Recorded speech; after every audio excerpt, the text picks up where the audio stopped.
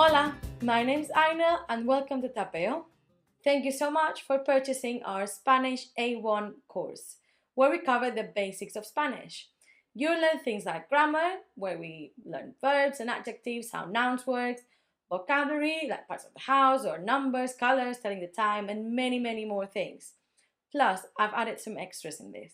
There's going to be tests, guided worksheets, regular worksheets, and you're going to get some tips from me, a Spanish teacher, on not just how to learn Spanish, but on how to learn languages very effectively. At the end of this course, you're going to get a very good understanding of how Spanish works. As I said, we cover the A1 curriculum of the European framework. So if you finish this, plus some extra work that you will have to do, like speaking and making sure that you can write a long text, you should be able to maybe take a test. I'm very, very excited to share this journey with you, and I can't wait for you to succeed. Please don't forget to leave a review, as it really helps other people to find our course, and check our social media. You will find us at Tapeo Spanish in Instagram, Twitter, and Facebook. See you very soon during our course. Adios! Hola, and welcome to the very first video of Basic Spanish A1. In this video, we're going to start with the alphabet, and now I know what you're going to say. Isn't that too basic? You might think so, but in my experience, there's always going to be that one thing that you didn't know. There's going to be that detail that you might have known, but you didn't know why it's that way. You didn't know how exactly it sounded, because we're also going to do, after the alphabet, we're going to do some phonics, like I do in my primary school, but we're going to do it in Spanish. So you understand the sounds and the different letters in Spanish and how it works, like the roll in the R, so many things. So I really want to start with the very, very basic. And while, some of you might just know all of these and you'll be happy to just listen to it in the background. But I do recommend staying and watching the whole thing, because hopefully there will be one thing that you will learn from each video, even if you knew most of it. And it's always good to have a refresher, because this is Spanish Basic A1. We have to start with the very basic, don't we? So let's go for it. We start with the Spanish alphabet. In Spanish, we call it abecedario, because the first three letters of the Spanish alphabet are A, B, C, so it makes abecedario. And I hope you didn't know that, because I was way too old when I learned about this. Okay, so let's get started. So as you can see, this is the Spanish alphabet. And you will notice that there's one extra letter that it doesn't exist in the English alphabet. That's a letter ñ or ñ. I'll say the whole alphabet in one go, and then we'll talk about the ñ and everything else. So it's A, B, C, D, E, F, G, H, I, J, K, L, M, N, ñ, O, P, Q, R, S, T, U, V, W, W, X, Y, Z. Now the main differences, I would say, are the vowels that you say, you give them a name. For our vowels, we give them the sound. And for what I say, A, B, C, D, E, what's my E? It's your E. And what's your I? It's my E. Sounds confusing, I know. But I'll do it one more time. Follow along. And it might help you, maybe if you have to ask someone to spell something, like, oh, the name of the street, can you spell it for me?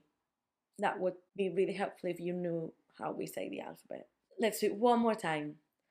A, B, C, D, E, notice the E, F, G, H, I, no I, I, J, K, L, M, N, ñ, O, P, Q, R, S, T, U, V, W, X, Y, Z. Now, I said we'll talk more about the letter ñ.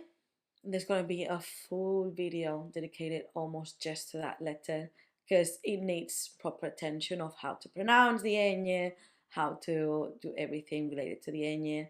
There's also going to be an explanation on how to roll the R's and how they work, why sometimes they are rolled and sometimes they're not. It's a whole thing. But trust me, it's not as bad as it seems. This was a very good, easy way to start, I hope. And I'll see you in the next video. Adios!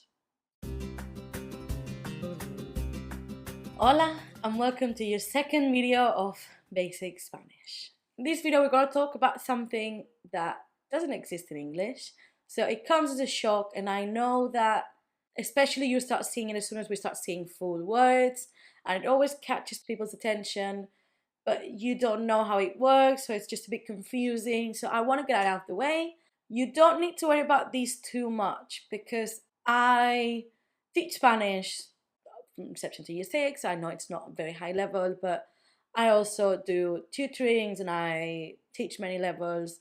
And as far as I know, A levels for Spanish, they learn about so many things. It's absolutely ridiculous, the stuff that they learn. They learn about music, like history of Spanish music, and they learn about all these language, like very specific things. They don't learn about tildes, which is what we're going to talk about. So don't dwell on it too much. But if you know how it works from the beginning, it's going to make a difference, again, in the long run, which is why we're doing it now. We're not going to focus on it, but I might, for example, in the future tell you, oh, this word, and then you pronounce it raton, because the tilde, focus on tilde, or remember, notice the tilde. Basically, tildes are those straight lines that come out of vowels only, and they tell you what syllable of the word or what vowel of the word has to be stressed. Now, look at these three words. We've got raton, lápiz, and teléfono. I'm doing it a bit of a dramatic now. Obviously, you would not be so dramatic when we're doing this in a normal conversation, but I want you to notice it. You can see that it happens in 3 different places. So the first one is on the last syllable, raton, not raton, raton, raton. Now, I'm not going to go over the rules over why the accent is on the last one and sometimes it's not. But if you see a stress, a tilde on a vowel, know that that's going to be the one that is going to be stressed. If there's nothing, it gets a bit quite complicated, to be honest. But for now, I want you to see and know how it works. The first one, raton, it's on the last syllable. The second one, lápiz, lápiz. So a lot of my students start saying lápiz. Obviously, we're going to talk about the phonics of the letter Z and how it's like sound and not s, although it can also be s, coming soon. So lápiz and not lápiz. And last one is teléfono, teléfono, teléfono. Notice it's on the third to last syllable. When it's on the third to last, it's always going to have the tilde. And sometimes it won't have it if it's on the second to last or the last one. But again, I'm not going to explain the rules, just to know that when the stress is marked by a tilde. Okay? Let me say the 3 words again so you can notice that stress. Raton, not raton. Lápiz, not lápiz. And teléfono, because I know you said telephone, so it would be teléfono if you went with English. So it's teléfono. Again, if you see the stressed, you just have to try to pronounce them as close to Spanish as you can. So what you want is to, oh, I know this. I know Aina has told me that when there's a line over the syllable, over the vowel, that means that it's stressed.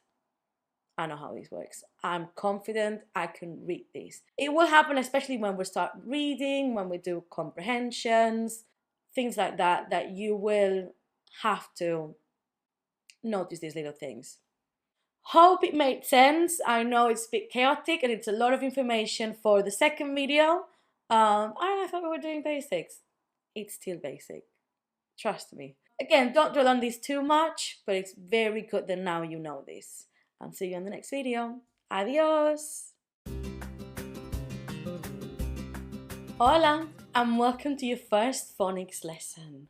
We can't start any other way but talk about the R or R, that really rolled R that is so hard for many English speakers. First of all, let's talk about how to make the rolled R. The first thing you do is you put your tongue at the behind your teeth. See where my tongue is? There. You start by making it vibrate. Kind of push it forward until slowly practicing. You will make that sound happen. I have to say, it's not vital for us native Spanish speakers that you roll the R's. We expect a certain level of happening, and it's fine. The fact that you are making such an effort, the fact that you are learning our language, it's more important to us than the fact that you can roll your R's to perfection. So don't stress on it. I feel like I say don't stress and don't dwell on things far too much in these videos. But it's true. You are doing the first step. You are learning Spanish. It will not be perfect at the beginning. And it might not even be perfect at the end. I've been doing English basically all my life. And I know it's not perfect. I've got my accent and it's how it is. I know that people understand me fairly well. I've got a good level. I'm confident. Doesn't need to be perfect. I don't need to have a London accent or an American accent for that matter. I just need to be speaking well, using the correct verb tenses. I need to make the sounds. I know that, and this will be the opposite for you, in English you speak far slower than we speak in Spanish. So don't be surprised if you go to Spain and they are speaking insanely fast. Because we do. I notice very well now that I didn't know this until I moved, that when I was speaking in English, I was speaking at a Spanish speed. So I sounded a bit insane. But yeah, if you go to Spain, don't be surprised by this. Okay? Let's move on then. The R's. You can have one R or two R's. And depending on the position of the letter, depending on what's around the letter, and if you've got one or two, it will sound like R or it will sound like like a soft R. For example, I'm going to show you three words. Rata. Rata sounds like a rolled R, a strong one, because it's at the start of the letter or of the word.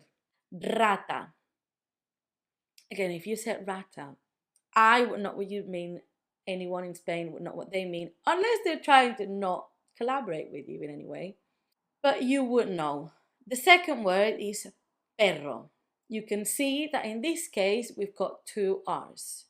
That's because between vowels you can put two R's and that makes the R sound like R. If you've got two vowels, repeating, you put two R's to make it sound strong. Perro. Because on the third word you can see pero.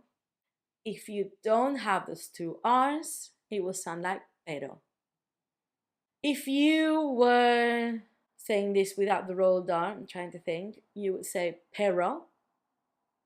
That's my very English accent. It's so English.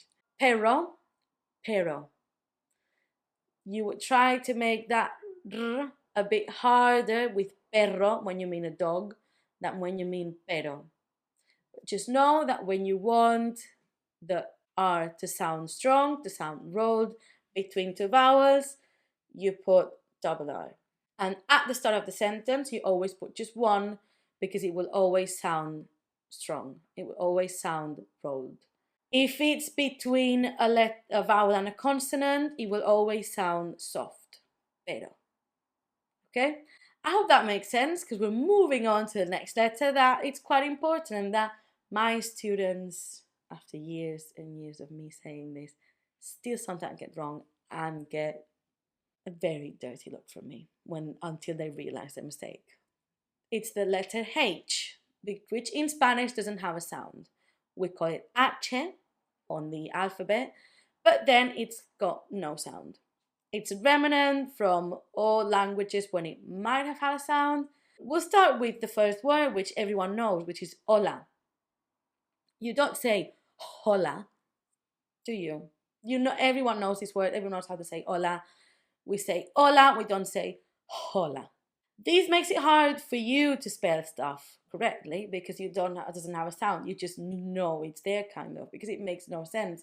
We've got many words that start with vowel and don't have the H in front of it. You just have to know. But it's fine. Again, you are doing a basic Spanish course. You're learning these words. You're seeing them for the first time. You're just trying to notice how it works. So the first word, hola, not hola, hola. The second word is hacer, not hacer, hacer. And then the third one that I want to show you is because it's in between the word. It's ahora, which means now.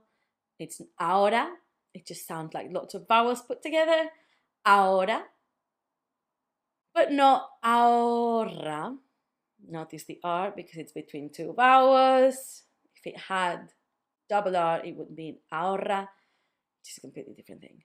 Again, notice the AH, it's ahora, not ahora. Just remember, if you see an H, it will not have a sound. That's it. It will have a sound if you mix it with a C, which makes ch, which is like the English language, so you don't have to worry about this. Okay, I hope that this makes sense, and I'll see you for the second phonics lessons because, yes, there's going to be plenty of them. Adios! Hola, welcome to video number 2 of your phonics lessons. We're going to talk about 4 different letters and sounds. These are ch, ñ, y. Don't get stressed, we'll slow it down. Right, the first letter and sound is ch. The sound is easy because you've got it in English. It's ch, which makes ch, like in coche, which means car. Easy. The second sound, a letter you've got in English, which is J, but the sound for us is it's almost as if you were gonna try to clear your throat if you got a bit of phlegm, like so jirafa. Jirafa. It could also be a very strong H for you, but it's a jirafa. Jirafa. If you made it like a very strong jirafa, again, like I said with the ñ or with the R's, it's fine. It's fine. Remember that you are making that first step in learning a language. So, jirafa from the letter J. And that will always be the sound with letter J. It will always be, because we'll see that there's another letter that kind of makes that sound sometimes. The next letter and sound is the ñ. The easiest way for you to know how to make this sound, because you already know how to make that sound, kind of, is the sound in lasagna. In English, that GN in your lasagna, it's my lasagna. It's basically the same sound. You can refine it more when you start speaking more fluently, but for now, just remember that the ñ sound is basically the sound in your English lasagna. So, lasagna, for example, we say the main word that we have in with that ñ is España, which is Spain in English. Yeah, lasagna. Who knew it was going to be that easy? Right, and the last letter, sound, whatever you want to call it, is ll. Now, not all places make the l sound l. You can kind of make it sound like a y. It's made by two L's put together. It's not in the alphabet, but we put them together to make the l sound. We would say it for example, llamar. Llamar. We could say llamar, we can say llamar, like a y. Or some people in some countries would say llamar, like a j. So you've got many options, and if you want to say, I think the easiest way for English speakers is normally to say it as a y. So llamar, llamar, llamar, llamar, all with the same sound / letter. Easy enough, wasn't it? Much easier than rolling the R's, I know that. So I'll see you in the next video where you're gonna have a few maybe not as easy sounds and letters. Adios! Hola! Right, are you ready for some fun? Because this one's a bit tricky, but it's not too bad. Once you know, it's a bit complicated, but that's Spanish for you, isn't it? It's the letter C. We call it C, and it can make the sound K or it can make the sound Th. Let me tell you how. So, if it's followed by A, O, U, it will make the sound K. So, Ka, Ko, Ku. You will see that in the words casa, barco, cuna. Doesn't matter where it goes in the word, as long as C is followed by A, O, U, it will make the sound K. Casa, barco, cuna. When we mix C with E and I, E, I, it will make the sound Th. So, the, thi. The words would be, for example, cerdo or cine. Now, if the sound Th is a bit hard to make for you, try to think of English words that might have that sound, like it's not the same, it's more like the TH sort of. You can always say as an S, because some countries and some parts of Spain, instead of making the th sound, make an S. So you could say, instead of cerdo, you could say cerdo. Instead of cine, you could say cine. There's always a way around it and always a trick, so do not worry. Now, if we want to get that K sound, that K sound with E and I, we have to put Q. So, que and ki would look like this. Que, ki. Words where we could use this would be queso, which is cheese, and quince, number 15. I'll put all the words back on the screen now and I'll read them slowly. Casa, barco, cuna, with the sound K, cerdo, cine, or cerdo, cine, with the sound Th, or S, and queso, quince, with that sound K. And that's it.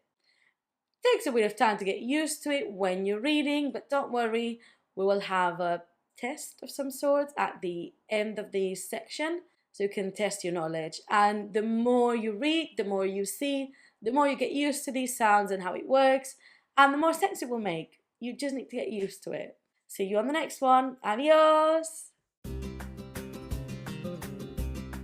Hola! Let's get started with the fourth video of your phonics lessons. This one's going to be easy because the rules are more or less the same as with the C, but this time it's with the letter G. In our case, normally the G is meant to sound like G. It only sounds like G in certain cases though. It sounds like G when we have it with ga, go, gu.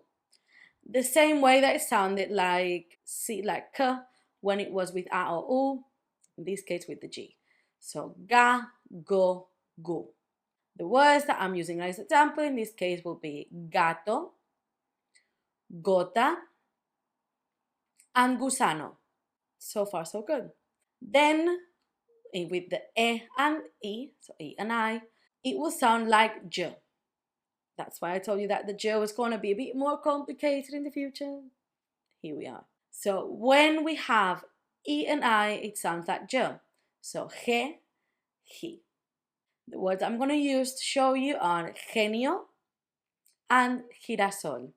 If, for example, you want to say genio or girasol, like I said, you can do it like a very strong aspirated H from the English. Instead of doing genio and girasol, you would do genio and girasol.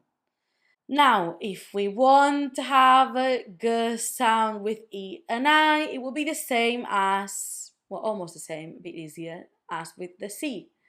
We'll do the G-U-E, G-U-I, so ge, gi, like this. The words that I'm going to use are going to be guerra, not guerra. Also, notice the double R because it's between two vowels. Guerra and guitarra. Guerra, guitarra, not guerra, not guitarra. Guerra, guitarra, because it's got the U. Now, if you like for the U in ge, gi to have a sound, this is the only part that's different from the C. You can do that if you put a dot on top of the U, 2 dots on top of the U. So it will look like this: ge, gi, gue, gui. The 2 words I'm going to use to make you see this is pingüino, penguin, easy. Cigüeña, cigüeña, which is a stork. I had to think about that for a second. Pingüino, cigüeña. That's if you want for the U to have a sound when you have gegi. Again, you won't find this very regularly, but if you do, now you know how it works. I hope it makes sense. Let me read all those words one after the other so you can notice the difference. So we've got to start with, we've got gato, gota, gusano, with G, genio, girasol, with J sound. With G sound again, we've got guerra, guitarra, and last, having the U with the sound, pingüino, cigüeña. I think we only have one more session of phonics before we get on to the testing. I'll see you later. Adios. Hola. Right, let's get on to the last phonics lesson, number 5. We will start with something that's not easy for Spanish people, so you can get in on the joke. It's the letter B and V. For me, because my first language is Catalan, it sounds different. I can say B and V, B, V, quite easily. But if you move around Spain and the different countries that speak Spanish, some people and some different dialects and some different accents might not know how to do those letters different. So they will always, by default, make a B sound. You can say it in these 3 words. I can say barco, barco with a B. Vaca, you see that I make a vaca. And I can make vaca. The 2 words, you won't find these mistakes, something very confusing, because vaca means cow and vaca means the thing that goes on top of your car when you want to put like skis or like something big on top of your car. Those 2 things that go on top, that's a vaca. So hard to confuse those 2. But you can see that I myself can make that differentiation. You're lucky because I can make vaca, vaca, and you know which one I'm saying. However, very often you'll find that Spanish people, won't be able to make that V sound. So they'll say barco, vaca, vaca. Which one did I say first? You'll never know. How to know which letter to use? You don't. You just have to get used to it. You have to learn. They just unfortunately sound identical to many, many Spanish people. It's quite unfortunate, but you will get used to it. You will just learn In the test, I'll try to show you how to make it my way and some people it's Spain way, so you can get the experience. Normally, when I make my videos and when you are learning, I will do it my way because what comes naturally to me. But I do want you to know that this is a thing and that this happens. The good thing about having a Spanish teacher is that you get these tidbits that you might not know if you're not as experienced. Call it being Spanish. The next letter sound is much easier. It's a double C. For us, it sounds like th. It will sound much easier once you see the words. Acción, dirección. I've told you before that a third sound can be substituted for a s. So acción, dirección, completely fine. I would say acción, dirección. Not too bad, is it? The very last sound that I'm going to torture you with is the letter Z. In English, the Z sounds like Z, sounds vibrating. In Spain, you won't find it in that many words. A lot of words that you will see it in will be coming from the English or from other languages. The word I'm going to use to show you is tho. To us, it sounds like th. It doesn't sound like z. If you say zo to someone, they will understand. If you say so, which is the way that some Spanish people would say tho, because they can't make the th sound as well, they would make so. If you say different letters, different ways, it doesn't matter. Tho, zo, not correct, but we will understand. And so, the way some people make it. Right, now you've had all your lessons on phonics, and I'll see you on the next video for 2 different videos of 2 different tests. I hope it works out, because these will be when you actually put what you've been learning to test and you see if you understood or not. If you need to rewatch these videos, and I would suggest that you do perhaps, before you do the test, that will be quite helpful probably. I always recommend watching these videos several times because it helps. The more you hear it, the more you see it. It makes more sense after you've seen all the videos to rewatch them as a reminder to make it sink in, whatever you want to call it. It just helps. So, see you for the tests. Adios.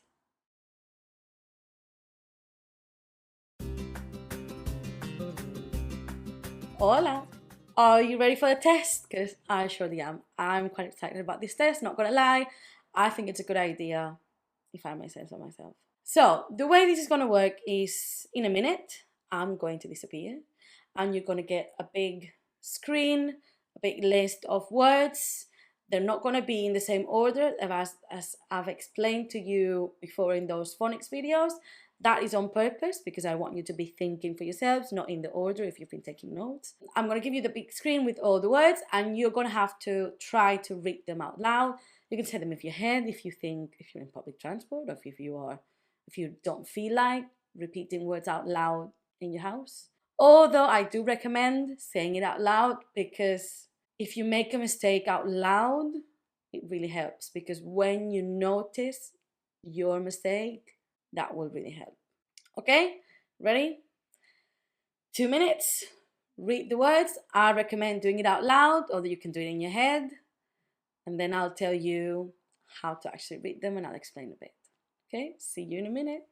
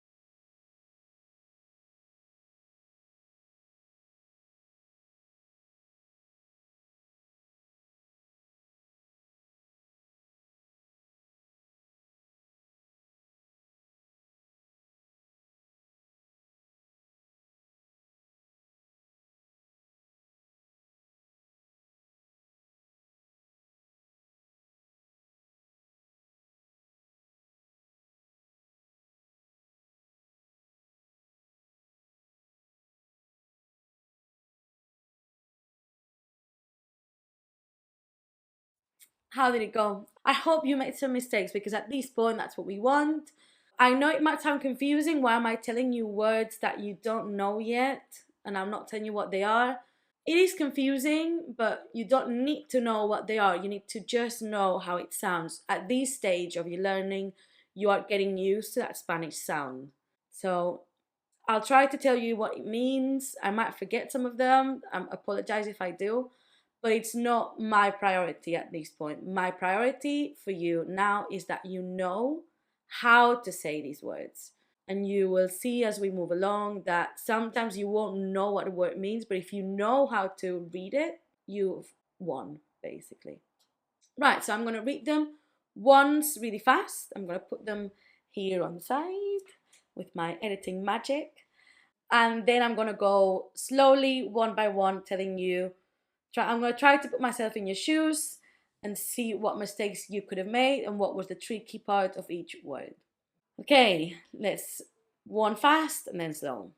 Robar, cerca, esquiar, piña, gordo, elegir, correr, calle, reacción, águila, apagar, cuadrado, esfinge, charco, 5, jardín, hoguera, arder, cabra, agüero, guapo, pequeño. There's a lot going on. Let's do it slowly so you can have some peace of mind. First one, robar, to steal.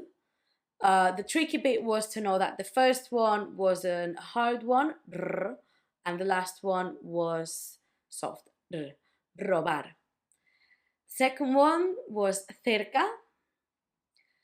Cerca had the th, the soft one, the th at the start with the th and ca at the end. Esquiar, to ski, had the qui, no esquiar, esquiar. Piña, pineapple, had the ñ sound. Gordo should have been quite easy.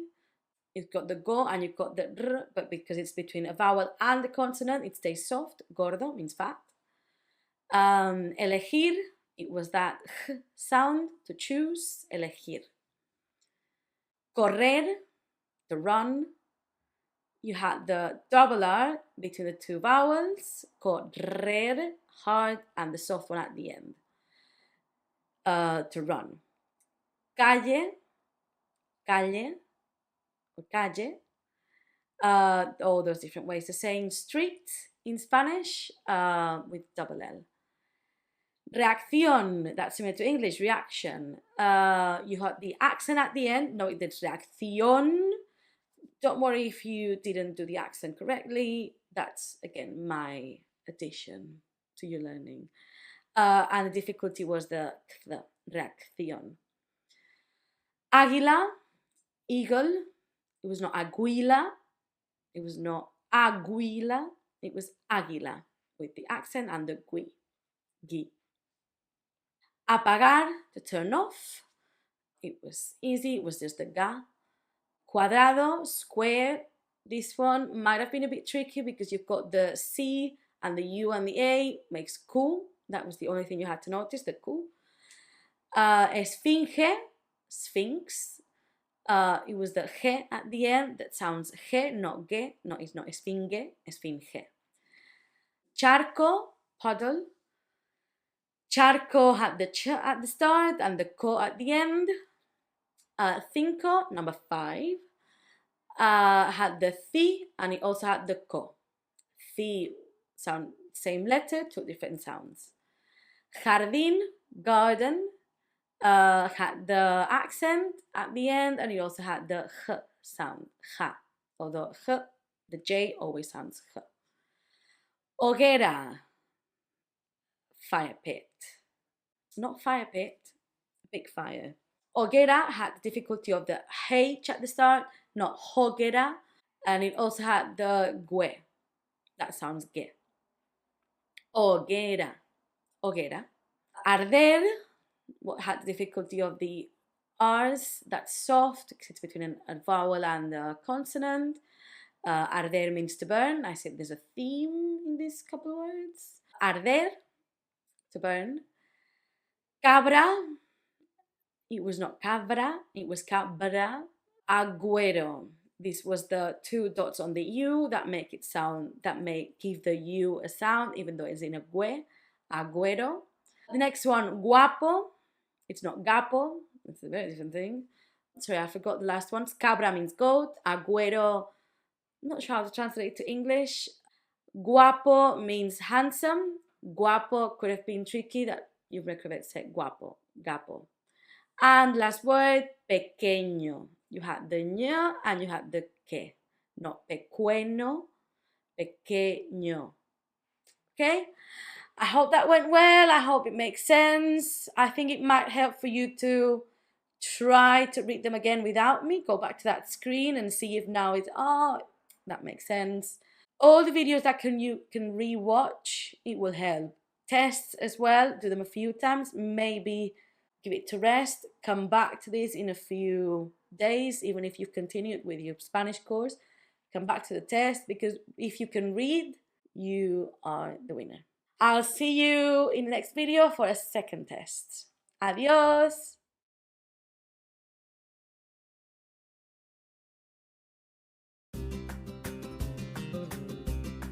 Hola! Ready for the second test? Because I am. Okay, this test is gonna be the opposite. So first I'm gonna read words to you and you have to write them down. So it's like a spelling test, basically. So pause me, go and get pen and paper, do it on your phone, do it on a laptop, do it on anything. The easier for you, the better. Although if you do it on your keyboard or a phone, you'll be missing the letter ñ and you won't be able to put any tildes, any accents, but that's fine. If you remember that that N was supposed to be a ñ, it should be fine. Don't worry about the tildes or the accents, because that's really tricky, and I know that, again, I've told you Spanish people struggle with these sometimes. It takes our kids ages to learn this, so do not worry. I'll do these 3 times. 1 time just fast, 1 time slowing down on each word, and 1 more time fast, but telling you the translation for all the words. After this, I'm gonna magically disappear for a bit, and you're gonna get that big screen with all the words that you will mark yourself or change them or notice your mistakes if you did it on your phone. And then I'll come back and I'll talk about some things that might have been a bit more tricky. Okay? Let's get to it. Okay, first time, I'll do it fairly fast, just so you get an idea of how many words there will be and how this will work. Okay? Ropa. Herida. Magia. Caer. Araña. Parche. Querer. Hamburguesa. Gema. Comer. Callar.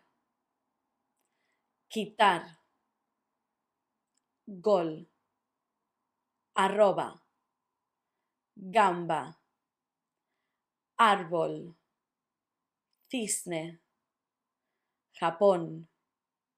Zafiro. Nacer.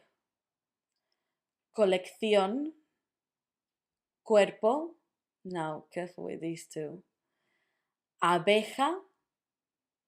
Oveja. Piragüismo. That's it. Okay, now I'm gonna do it slow down. I'm gonna repeat them a few times so you can spell them. Ropa. Ropa. Ropa. herida, herida, herida. Magia, magia, magia, magia. Caer, caer, caer. Araña, araña, araña. Parche, parche, parche. Querer, querer, querer. Hamburguesa, hamburguesa, hamburguesa. Gema, gema. Think about the sound, think about the letter that comes after the sound. Gema. Comer, comer. Callar, callar, callar. Quitar, quitar. No, quitar. Quitar, quitar. Gol, gol. It's not going to be the same spelling as your goal. Gol. Arroba, arroba, arroba. Gamba, gamba. Árbol, árbol. Cisne, cisne, cisne. Japón, Japón, Japón. Zafiro, zafiro, zafiro. Nacer, nacer, nacer. Colección, colección, colección, colección. Cuerpo, cuerpo. Oh, the tricky ones. Abeja, abeja, abeja. Oveja, oveja, oveja, oveja. Or if I was not being very nice, I could say abeja, oveja. Last one, piragüismo, piragüismo. Just remember how it works. Piragüismo, piragüismo. Now, third time, I'm going to do it faster, but I'm going to tell you what the words mean. Don't need to write the meaning down. Don't worry, it's just nice to know. Ropa, clothes. Herida, wound. Magia, magic. Caer, to fall. Araña, spider. Parche, like a plaster that you put when your wheel, like the wheels of your car, have a hole and you put a parche on them. Querer, to want. Hamburguesa, can you guess? Burger. Gema, a gem. Comer, to eat. Callar, to shush, to be quiet, to shut up. Which in Spain, by the way, it's not rude to tell someone to shut up, like calla. Quitar, to take off or to remove. Gol, again, can you guess? Gol. It's not a goal as something you achieve, it's a goal just for football. Arroba, it's the at from your emails. Gamba, shrimp. Árbol, tree. Cisne, swan. Japón, Japan. Zafiro, sapphire. Nacer, to be born. Colección, again, these ones are kind of easy. Collection. Cuerpo, body. Abeja, bee. Oveja, sheep. Piragüismo, kayaking. And now I'm going to disappear and you can gonna see all these words on your screen for about 1 minute, but you can pause it if you need to have it for longer. And then I'll come back so you can see and I can tell you which parts of the word were supposed to be tricky. See you in 1 minute.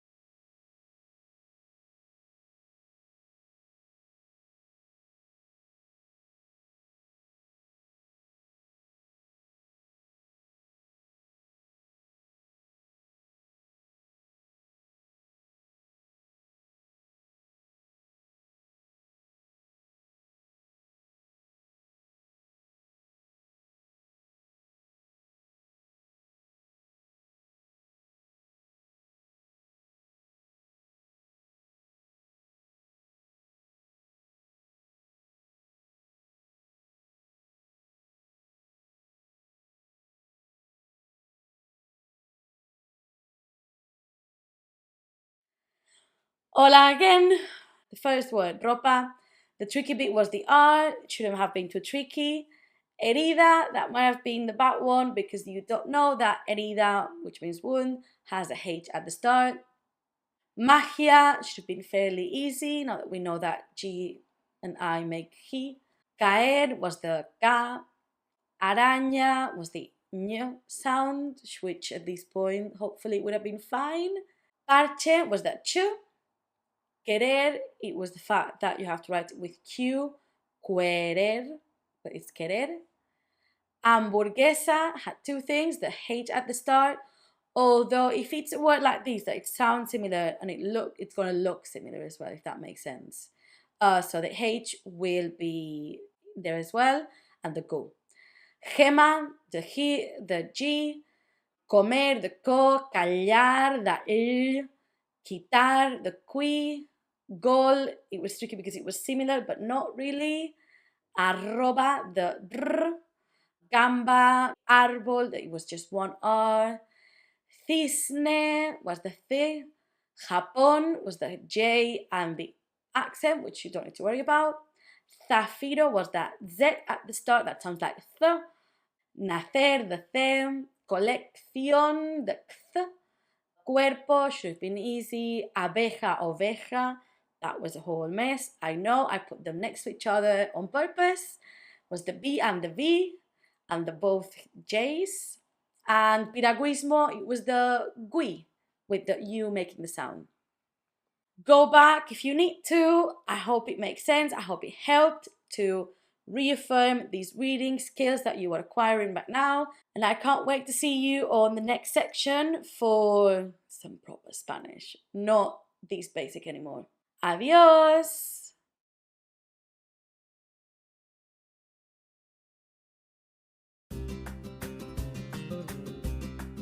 Hola! Welcome to the second section of the Spanish course. These are going to be basic sentences, so we'll start with greetings and we'll move on to things that you will need when you first start speaking to anyone in Spanish. This first video is going to be about greetings. So we'll start with the basic one, the most versatile one, the one that everyone knows. Hola. Hola means hello. It can be used any time of the day. It can be used in any situation, formal, informal, anything. Hola is always the way to go. Hola. Hola. Repeat with me when I say these words. It's good that you practice out loud. Hola. Next, we've got 3 ways of saying hello, and it's depending on the time of the day. The same as in English, it would be the equivalent to good morning, good afternoon, good evening. So let's get to it. The first one is buenos días, which is good morning. This one, I would say, can be used from the time you wake up until 12 p.m. This is the same in English. Buenos días, good morning. Buenos días. Buenos días. The second one we have is buenas tardes. Buenas tardes, I would say, can be used from 12 p.m. up until it's dark. These will change during winter and summer, because I would say in Spain, maybe if there was a time to start saying changing from good afternoon to good evening, it would be about 8 p.m. That's night-ish. Otherwise, just guide yourself by if it's dark or not. So, buenas tardes means good afternoon. Buenas tardes. Buenas tardes.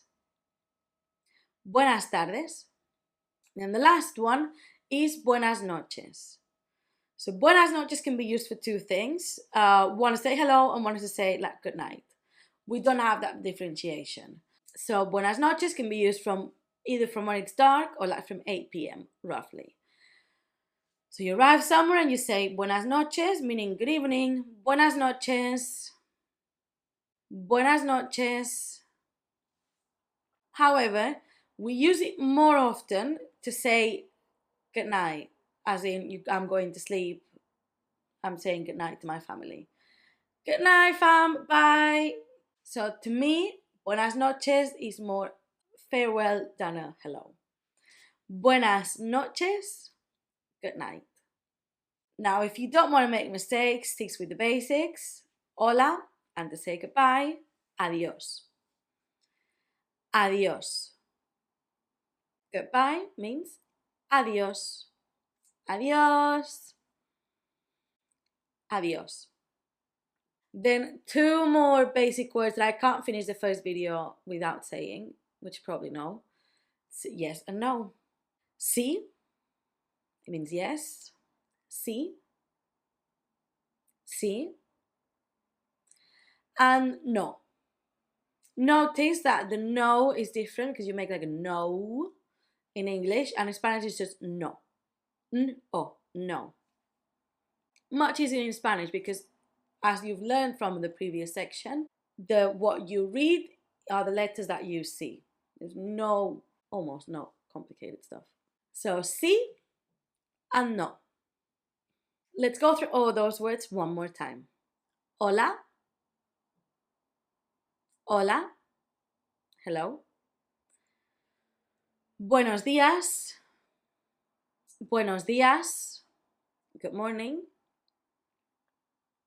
Buenas tardes. Buenas tardes. Good afternoon. Buenas noches. Buenas noches.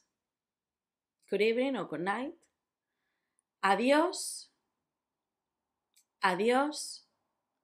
Goodbye. Sí. Sí. Yes. And no. No. And that would be all. See you on the next video. Adios. Hola. In this video, we are going to talk about being polite, because that's one of the first things that you want to know after saying hello. You want to come across as someone nice, someone who's got really good manners, someone who's interested. You already do, because you're already learning a new language, which is the best way to start. Let's get into it. The first thing we need to know is please. Por favor. Por favor. Obviously, when you are speaking in Spanish, you would not be making that pause. You would be just saying por favor. It's two words, but we say it as one. Por favor. Por favor. The next one is thank you, which is gracias. Gracias. If you can't make that th sound, you can say gracias, and it's equally valid. Gracias. Gracias. The next one, and I really want you to pay attention to this one, is ¿Cómo estás? Notice that at the start of the sentence, there's a question mark upside down. That will happen to all questions in Spanish. When you see them written down, they will always have an upside down question mark. And that is historically because Spanish people talk so much and we write so much. When I'm a translator, so when the first thing that we were taught is that for one paragraph in English, there's going to be at least two in Spanish, or like it's going to be at least double because we use more words. So our sentences are also longer than the ones in English. So it could be that I'm asking a question that's going to be almost a paragraph long. So when they were figuring out how the language was going to work, they decided to put this upside down question mark at the start. So when you would be reading something, you would know how that in your head that to make the sing-song of a question, because you read differently if it's a question or a normal sentence. So that's why it is there. Again, one of my many fun facts that I hope you enjoy. But yeah, that's why. Just so that you know that it exists, that you know why it is there.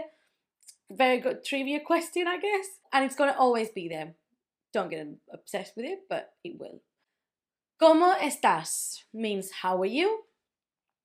¿Cómo estás? Again, when it's not many words, we normally merge them into one because we want to say so many words. We speak a lot, in case you haven't noticed. ¿Cómo estás? ¿Cómo estás? How are you? Then the answers can be, let's say, 3 tiers. Bien. I'm good. I'm doing well. Bien. Bien. And the next one would be así, así. You can also say tirando. Like, we're going. That means it's like so-so. You can also say regular, which is not regular. It means like normal, average. Así, así. Tirando. Regular. All of these 3 mean so-so. And then if you want to be very catastrophist and you want to say that you're doing really badly, you would just say mal.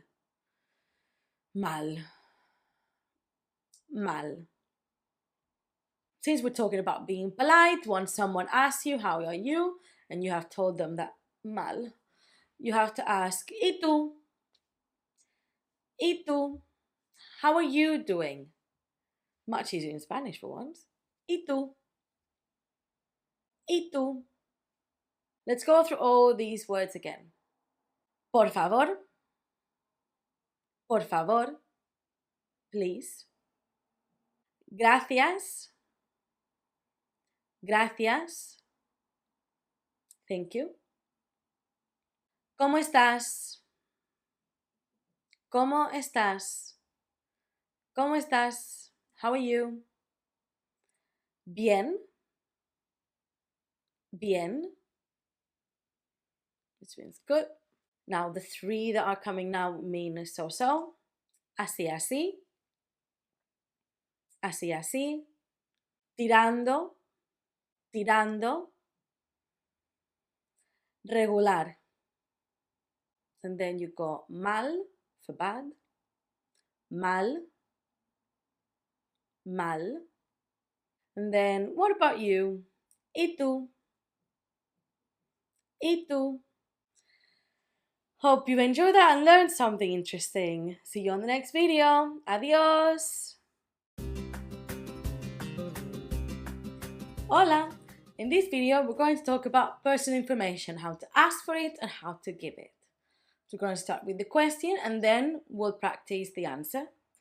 Some of it you might not be ready to make the full sentence, but you will build up on it. Right, so the first one is ¿Cómo te llamas? ¿Cómo te llamas? ¿Cómo te llamas? It's that sound that's a bit tricky, but you can do it. You can also say llamas. ¿Cómo te llamas? That's what's your name? And then to answer that, you say me llamo and your name. Me llamo Aina.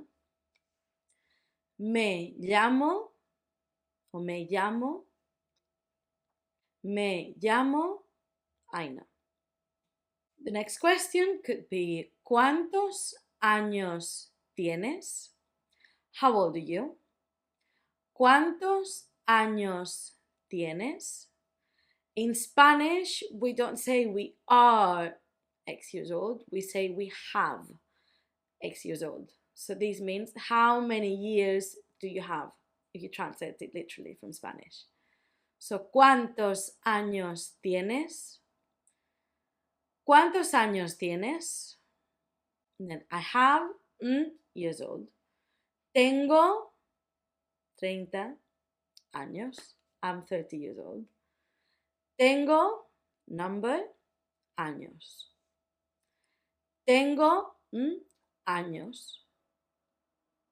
Another common question when you're asking personal information would be ¿De dónde eres? ¿De dónde eres? Where are you from? ¿De dónde eres? If you break it down, de dónde eres.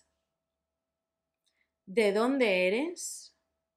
Then you would answer with soy de, I'm from, soy de Mallorca. Soy de Mallorca. Soy de. And then you could ask the further question, ¿Dónde vives? Where do you live? ¿Dónde vives? ¿Dónde vives? ¿Dónde vives? And you would say, vivo en, and that place where you live. Vivo en Londres. Now, I'm saying Londres in Spanish because I know how to. You will eventually learn because it's part of the curriculum, but if you are starting, this is the basic conversation that you can have with someone. You want to have that conversation, do it. And say London. Say vivo en London, and people will know where you live. So don't worry about seeming silly or not knowing. Do it. Try to talk. The best way to practice Spanish is talking. So if you have the opportunity to say, to practice those 3 sentences that for now, you know, do it. Good, because it's going to be beneficial for you. And if, even when we move on, if you're trying to speak to someone and you make a sentence and you mix up some English words in between to make it the whole thing, if you make up words, it's fine.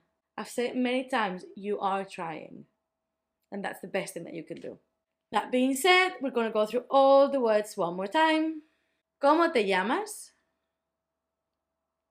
¿Cómo te llamas? What's your name? Me llamo o me llamo. My name is. ¿Cuántos años tienes? ¿Cuántos años tienes? How old are you? Tengo años. I am years old.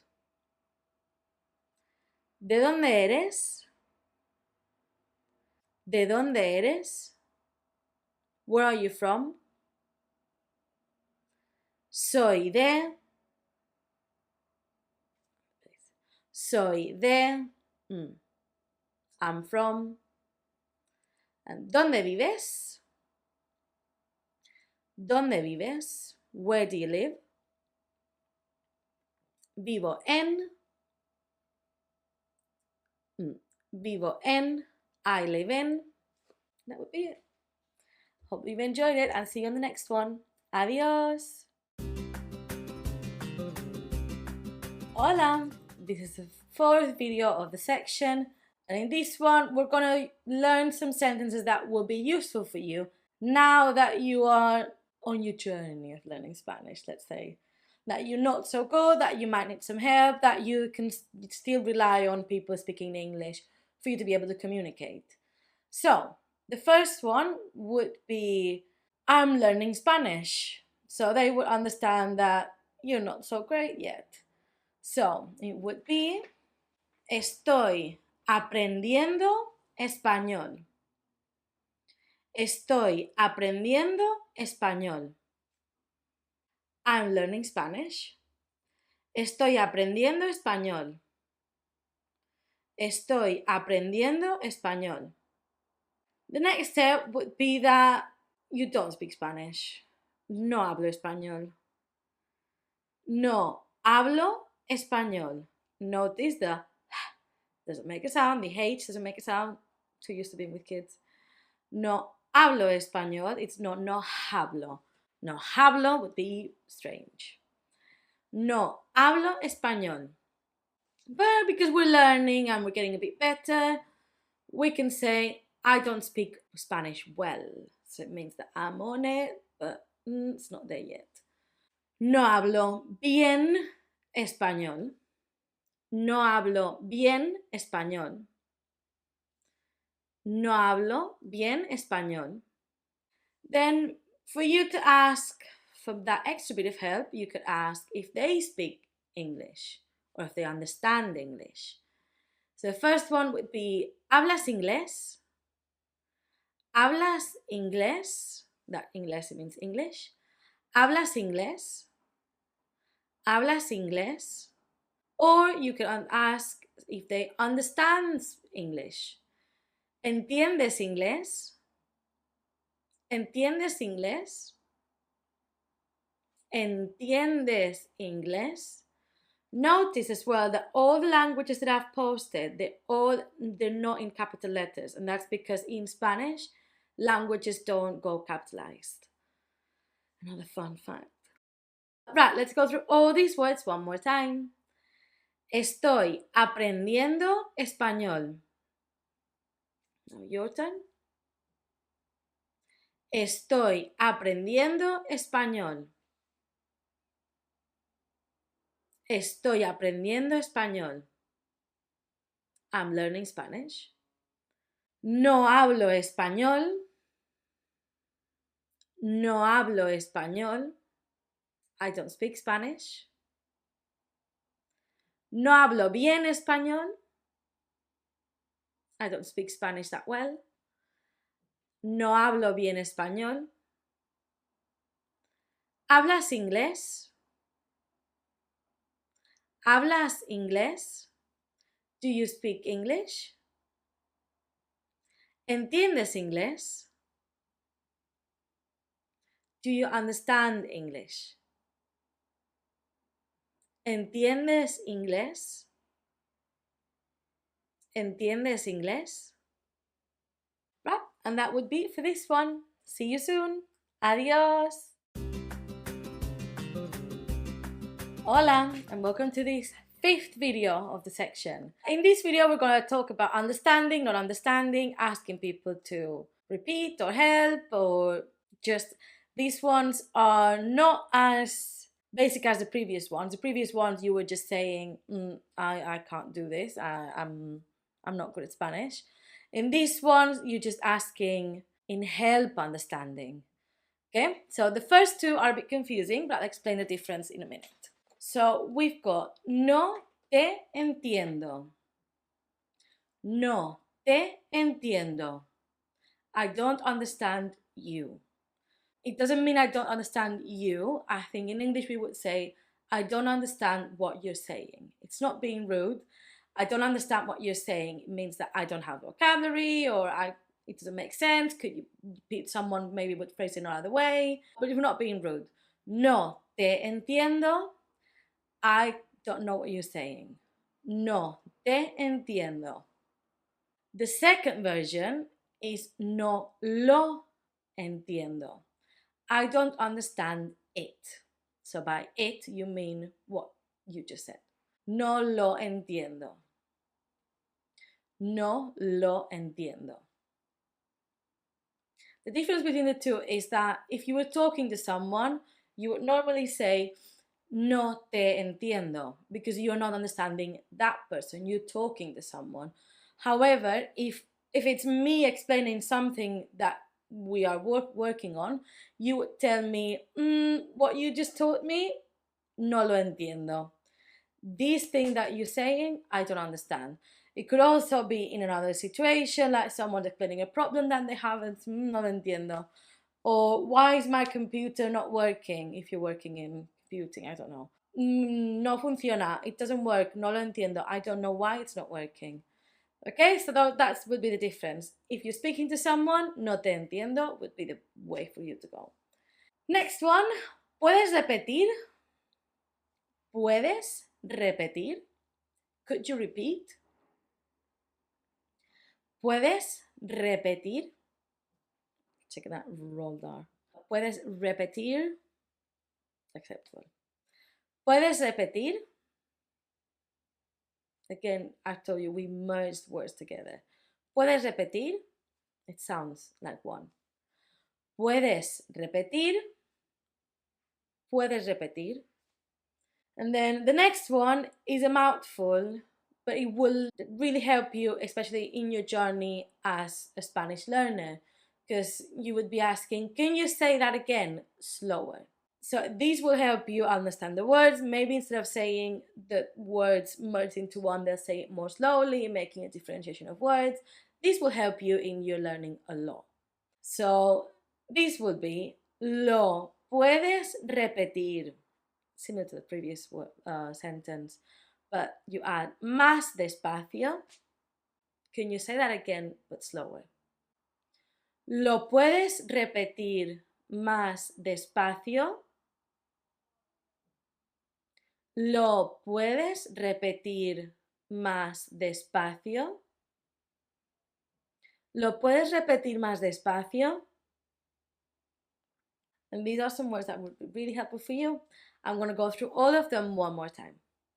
No te entiendo. I don't know what you're saying. No lo entiendo. I don't understand it. So I'll say those two. No te entiendo. Your turn. No lo entiendo. ¿Puedes repetir? Can you repeat? ¿Puedes repetir? ¿Lo puedes repetir más despacio? ¿Lo puedes repetir más despacio? Can you say that again, but slower? That would be all. See you on the next video. Adios! Hola! We're in the last video of this section, finally. So in this one, we're gonna one-up our question and asking how to say stuff. These few things are really going to be really useful for you to ask in your learning process. So these things you could ask them to me, you could ask them if you go to a Spanish tutor, you could ask them to someone who's helping you learn Spanish. You can ask them in forums if you're doing that, or in social media. You could also ask them if you know someone Spanish that you can trust and it's helping you learn. You can ask them this. If you ask in Spanish, you look so great. So these are going to be of how to say stuff and how people can help you with your learning. So the first one is ¿cómo se dice a word en español? How do you say this word in Spanish? Next is an example. ¿Cómo se dice candle en español? Don't know how to say candle. If you're wondering, it's because I've got many in my eyesight. ¿Cómo se dice candle or any word en español? ¿Cómo se dice en español? The next one is the opposite. If you've got a word in Spanish that you don't understand, ¿qué significa? And that word. What does this word mean? ¿Qué significa vela? ¿Qué significa word? ¿Qué significa word? And then you can ask these to someone if you've got it written down. You've got a word that you've seen, you don't remember the videos from the previous section that well, and you don't know how to read it, you don't know how to say it. So you want to ask, how do you say this word? So you would show the word and you say, ¿cómo se dice esta palabra? ¿Cómo se dice esta palabra? ¿Cómo se dice esta palabra? ¿Cómo se dice esta palabra? Right, and that's it. Keeping the last one short and sweet because I'm going to give you some work. ¿Cómo se dice en español? How do you say this word in Spanish? ¿Cómo se dice en español? ¿Qué significa? What does this word mean? ¿Qué significa? ¿Qué significa? And last, ¿cómo se dice esta palabra? ¿Cómo se dice esta palabra? How do you say that word? ¿Cómo se dice esta palabra? ¿Cómo se dice esta palabra? That would be it. Now, my work is to go back, watch this section all over again.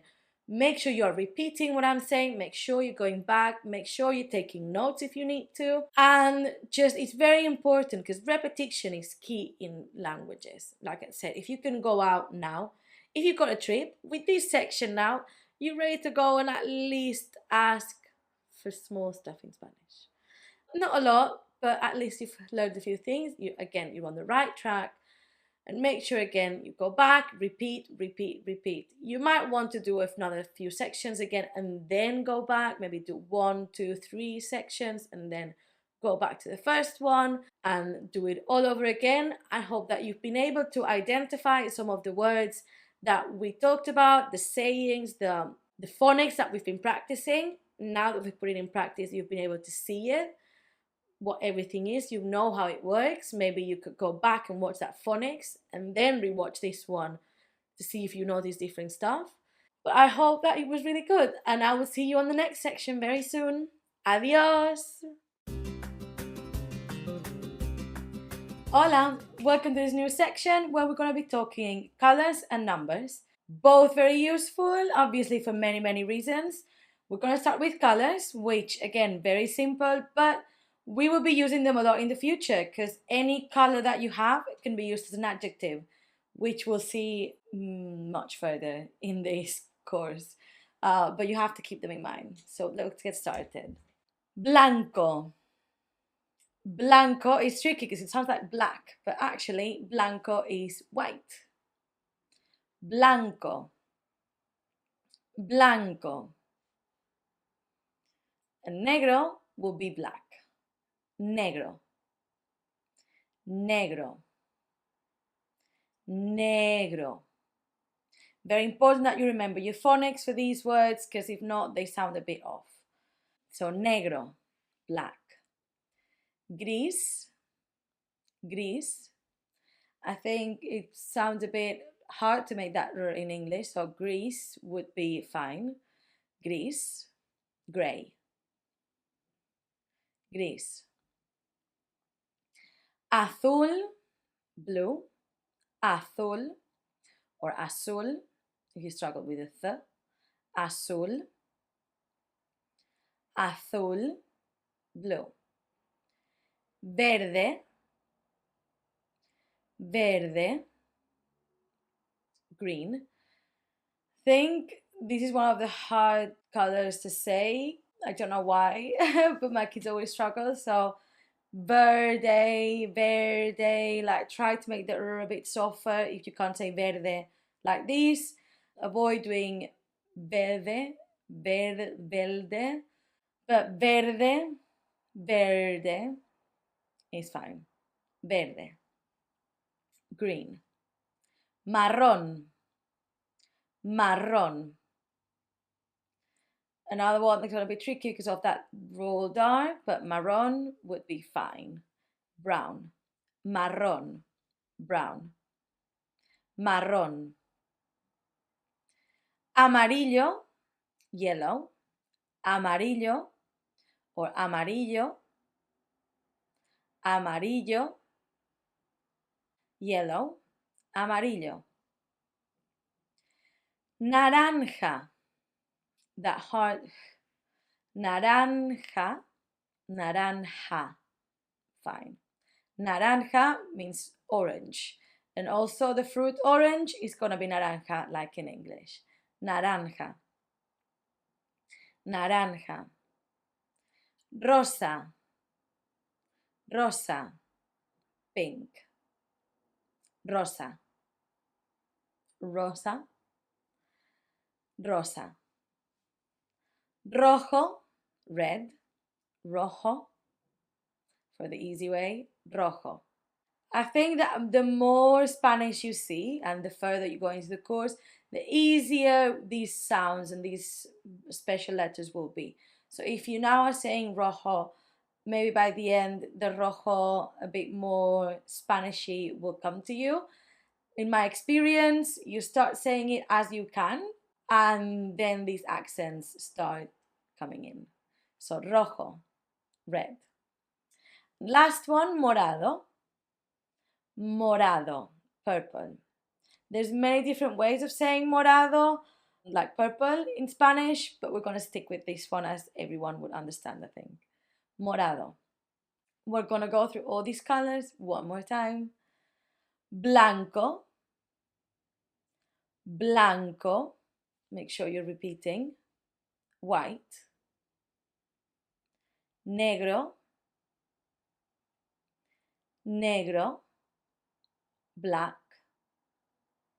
Gris. Gris. Gray. Azul. Azul. Blue. Verde. Verde. Green. Marrón. Marrón. Brown. Amarillo. Amarillo. Yellow. Naranja. Naranja. Orange. Rosa. Rosa. Pink. Rojo. Rojo. Red. Morado. Morado. Purple. That would be all the colors, at least the most basic ones that are most used. Obviously, you still have got turquoise and teal and all these, but I think these basic ones are a great start. I'll see you on the next videos where we will be learning about numbers. Adios!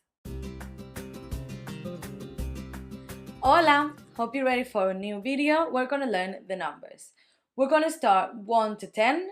Very basic, but very important because from numbers 1 to 10, almost every other number is born. So you will need these 1 to 10 to be very, very clear in your mind because you'll see in the next few videos how we use these basic numbers for everything else.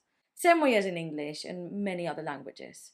Now, this is where the primary school teacher in me comes out because I'm very used to teaching these to very tiny kids. And we're going to do it with my whiteboard. Why not? Bet you haven't seen one of these in a while, unless you're a parent. So here we are, numbers 1 to 10. We start with uno. Uno. Let's see if I can get the reflection. Uno. Dos. Dos. Tres. Tres. 4, 4, 5,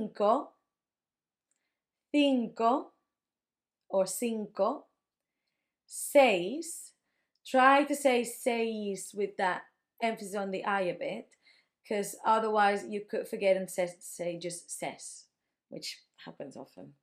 6, 7, 7, 8, 8, 9, 9, 10. Now, the best way to learn these numbers is by repetition.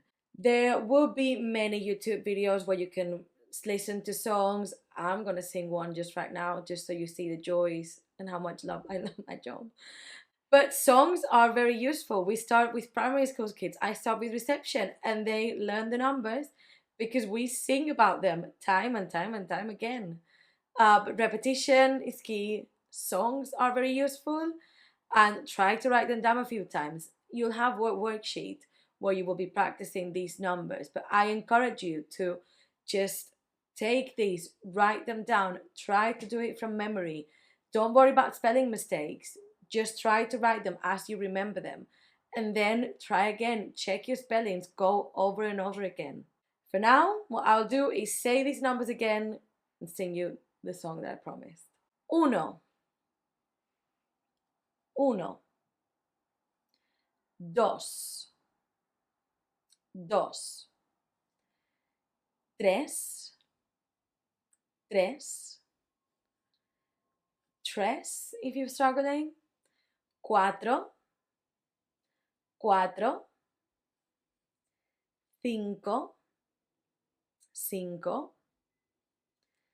6, 6, 7, 7, 8, 8, 9, 9, 10, 10. Now, here's the song that my kids love and really helps them. They go 1, 2, 3, 4, 5, 6, 7, 8, 9, 10. Different version is 1, 2, 3, 4, 5, 6, 7, 8, 9, 10. You choose your one. My voice is what it is. Hope you've enjoyed this. There's no embarrassment when learning languages. Whatever you need to do to learn these languages, you do it. If what you do is sing songs that are meant for children, go for it. There's no shame. I would absolutely do it if I had to learn another language right now. Now, take this in, try to have a practice by yourself, and then I'll see you in the next video for numbers up to 20. Adios!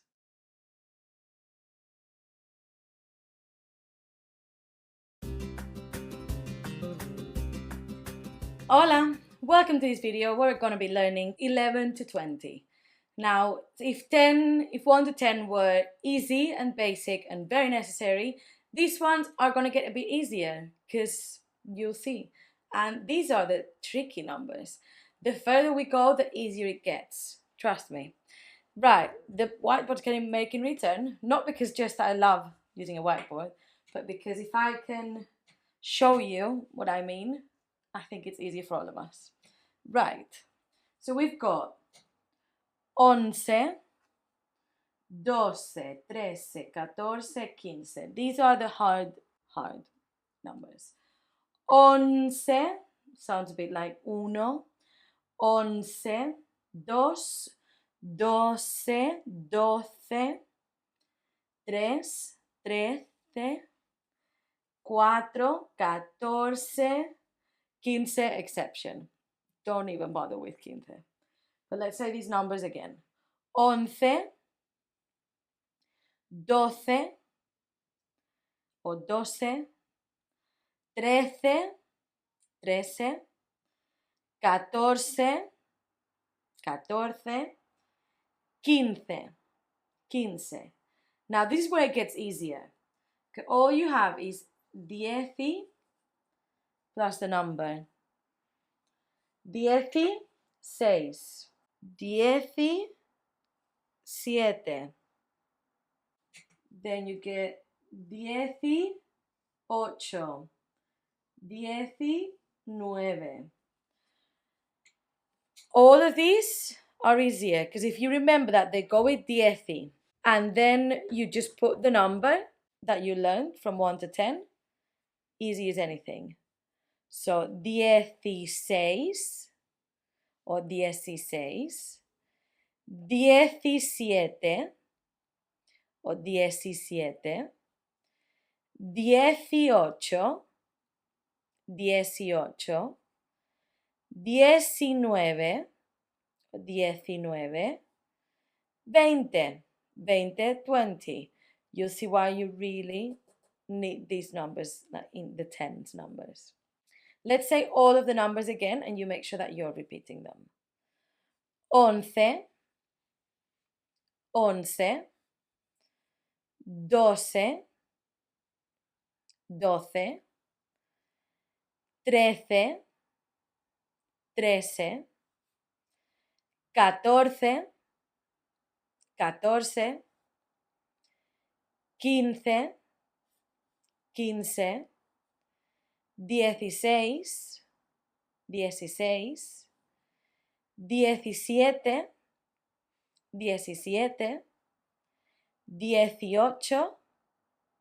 15, 15, 16, 16, 17, 17, 18, 18, 19, 19, 20, 20. These, again, are the hardest numbers that we will be seeing. So enjoy doing the hardest bit. And I'll see you again for the rest of the numbers, basically. Adios! Hola! Are you ready for numbers to get easy? Because I sure am. I love talking about numbers. It's such an easy subject for people to understand because numbers are numbers, it's international, it's so easy to get, and it's such a good motivation when you see that you can understand the numbers and you can make them yourself. So I think it's such a motivational boost to keep doing languages. Right, so numbers from 20 to 99, and then we're going to take a break, and by break I mean test, are very easy. All you need to learn by memory are the tens numbers, so 20, 30, 40, 50, and that's it. Once you know those numbers, you're done.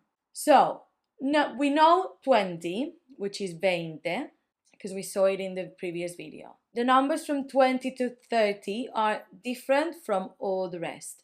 The numbers 20 to 30 go all in one word, and what you say is 20 and the number in the ones.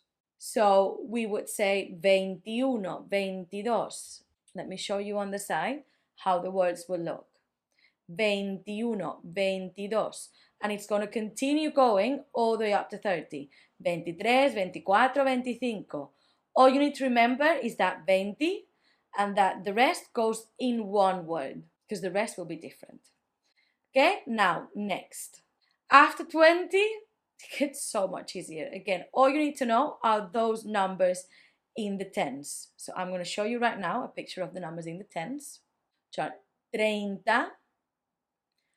40, so that's 40, 50, 60, 70, 80, 90. Okay, those are the numbers in the tens that you will need to remember. Once you know the numbers in the tens, all you need to do is take the numbers in the tens and the numbers in the ones, put them together, boom. The way it goes is in 3 words.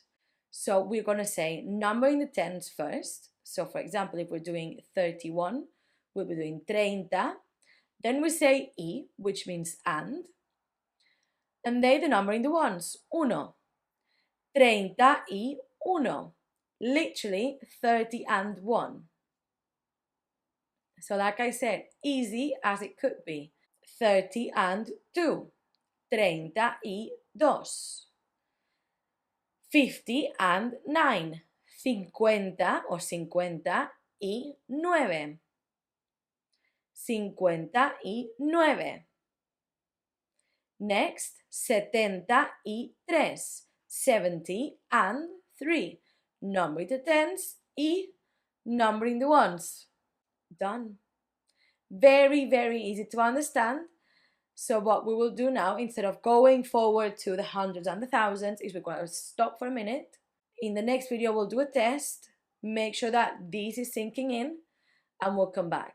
For you to recap this, I think it's very useful for you to have a look at this fabulous worksheet that explains how to do all those numbers up to the thousands. Very, very easy and straightforward. So you will have those numbers in the tens written down as well. I recommend that you try to write those by yourself just to have that practice. Like I said, repetition is the key to all the languages. So have a look at these worksheets that I've provided and come back on the next video for a little test. I'll see you there. Adios!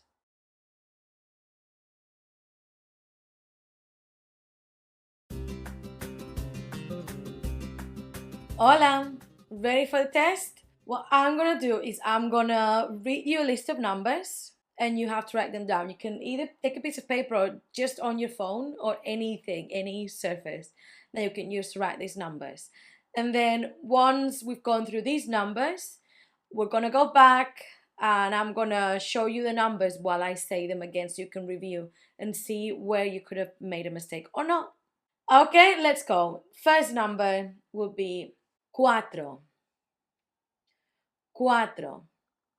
Remember, we're doing numbers from 0 to 99. Cuatro. Trece. Trece. Trece. Veinte. Veinte. 27. 27. 27. 38. 38. 38.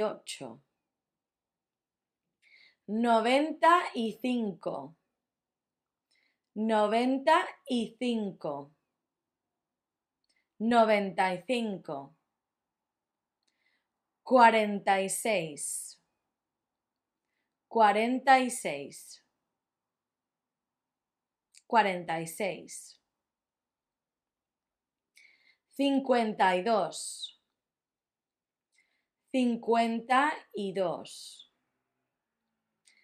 52. 52. 52. 61.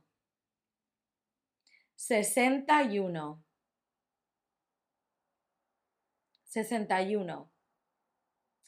Last one, 79. 79. 79. Got it?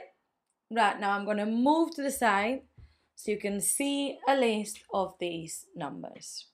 Okay, let me read them with the image of these numbers so that you can check what happened. So first one was cuatro. Number 2 was trece o trece. 20. 27. Remember that 27 was 27 in one word. 38.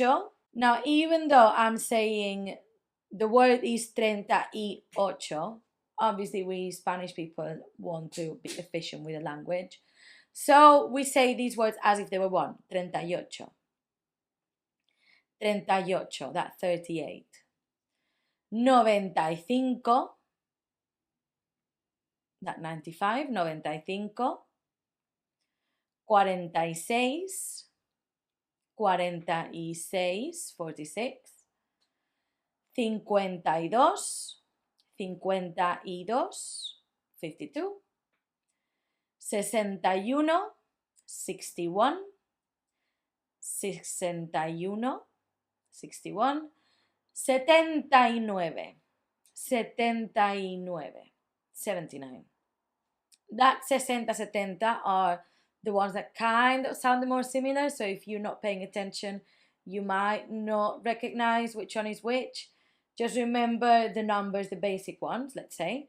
6, 7, that T gives you the clue. That is 70, 70. Okay? Hope it went well. Hope you're motivated because we're going up for all the rest of the numbers in the next videos. Adios!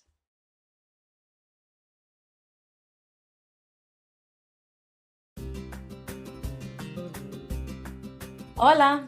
Now, get ready because we're learning all the other numbers and it's going to be very, very easy. Right, on the side, you've got picture so you can see what I'm talking about. The hundreds, I'm giving you a list because some of them are regular, but some of them are not. The first one, 100, you can see 100, it's got 100 and ciento. That's because 100 is 100, so when you say well, just 100 is 100. But beyond that, if you want to say 101, 130, you will say ciento. So 100, 100, 101, 101, 102, 102, 130, 130. Easy peasy. Beyond that, we've got these other numbers which normally follow the rule of being the number plus cientos all together. But you've got some exceptions that obviously in any language you're going to have all of these. So let's go through them. So you've got 200, 200, 300, 200, easy, 400, straightforward, 500. There we go, that pesky 500. No, it doesn't follow the rule. Almost is more similar to 15 than to 5. But just try to remember that. 600, easy. 700, instead of 7 goes to 700. So not regular. 800, easy one. And then we go to 900. Instead of 9, you've got that 9. Fine, it's not too bad. They're just not completely regular. The way that the hundreds work is easy as it could be because you're just having the 200 and the other number. You don't say and. The way that in English you would say 220, in Spanish you would say 220. So 220 or 238. 238. The only place you will need the and in all these numbers is going to be on between the tens and the ones. So anywhere else where in English you might be saying that, you won't use it in Spanish. So you will say 500, 500, 61, 60 and 1. 561, 561. Easy. Now you can see that also in this box I've included the thousands, which is again even easier. All you do is add mil. Mil is 1000, and then beyond mil you just add the number in front of these numbers. So for example, if you've got 2000 is 2000, 3000, 4000. If you want to say a bigger number like 27,000, you literally say 27,000. 27,000. 27,000, and if you had the number in the hundred, 27,300. No ands. 27,000 and then the other number. You don't need to worry about anything else. Even if you go like in the hundreds, what would happen is that if you want to say 700,000, you would say 700,000. If you wanted to say, for example, 761,000, there it would be 761,000, and then whatever you've got next. It's very, very straightforward. Now you basically know all the numbers up to the million. We'll stop at the million. Hopefully you won't need it after an A1 course, but hey, hopefully these will be good enough and it will be really useful for you. It will be all you need for now. We might talk about these bigger numbers in other courses. For now, this should be good. Let's see you in the next video for another test. See you out there. Adios. Hola, welcome to this last video where we're going to test what we've learned about all these numbers. I'm going to put a picture up and I'm going to disappear. It's going to be this one. As you can see, you start with easier and you're just going to get it more complicated. I recommend that before doing this test, you go and get that worksheet that I made with all the numbers. Have a look at that. Make sure that you understand everything. If you need to go back on any videos, go back. And if you need to have the printed worksheet or the other worksheet up somewhere while you're doing this, do it. I prefer that you give it a go with help, like with the help of the worksheet, than you don't do it at all, because it's how you need to process your thoughts and how you will understand. First, you're going to start by looking at the cheat code, like I say, and then eventually you won't need it anymore and you will just do it yourself. So what I'm going to do is I'm going to leave this up. I'm going to disappear for a minute. You can pause this video if you need more time. Then I'll come back with the answers as to how to write this. Okay, see you in 1 minute.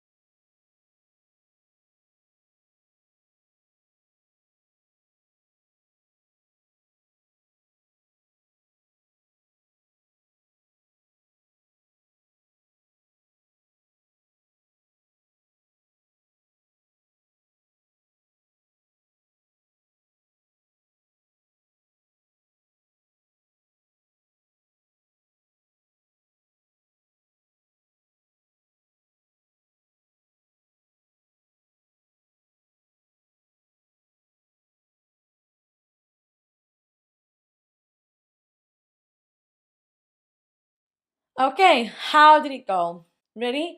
I'm going to show you the answers and we're going to read them together to make sense of what this was about. Okay, I'm going to actually put it up so you can see it for 1 minute. Check your mistakes and I'll come back again to talk about them.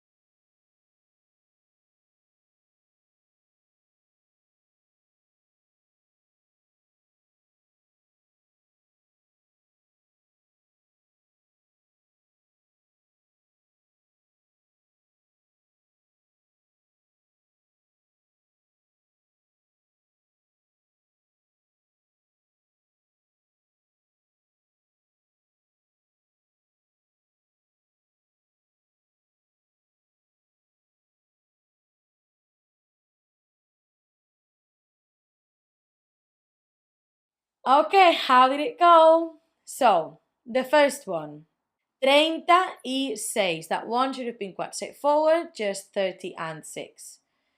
The next one, you've got ciento. Hope you remember that it was not 125, just 125.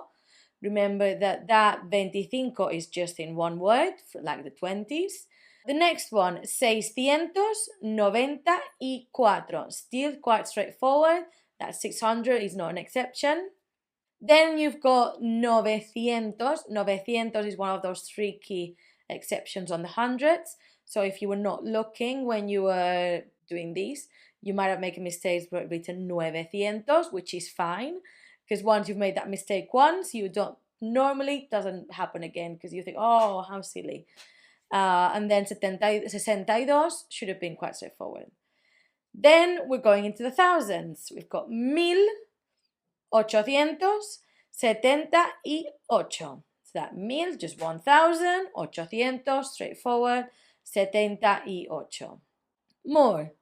Let's go. 7000, so 7,000, 300 for 300, 96, 90 and 3, or 90 and 6, sorry. Again, quite straightforward.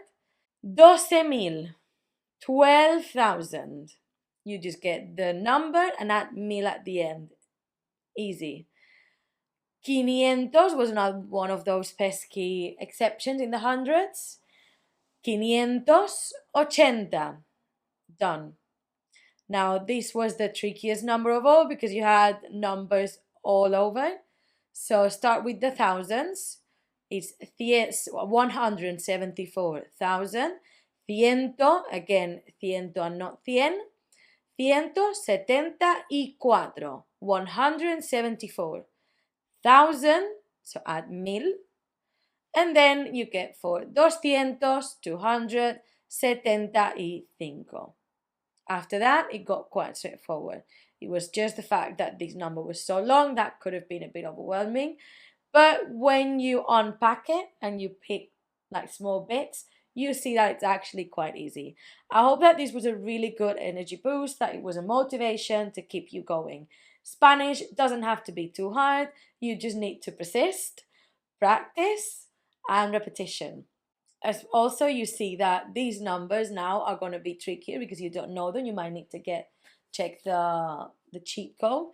But in the future, the more you practice, the easier it becomes to remember this. You will have worksheets to practice all of these numbers as usual. So make sure you check that, practice, practice, practice, and I'll see you in the next section. Adios!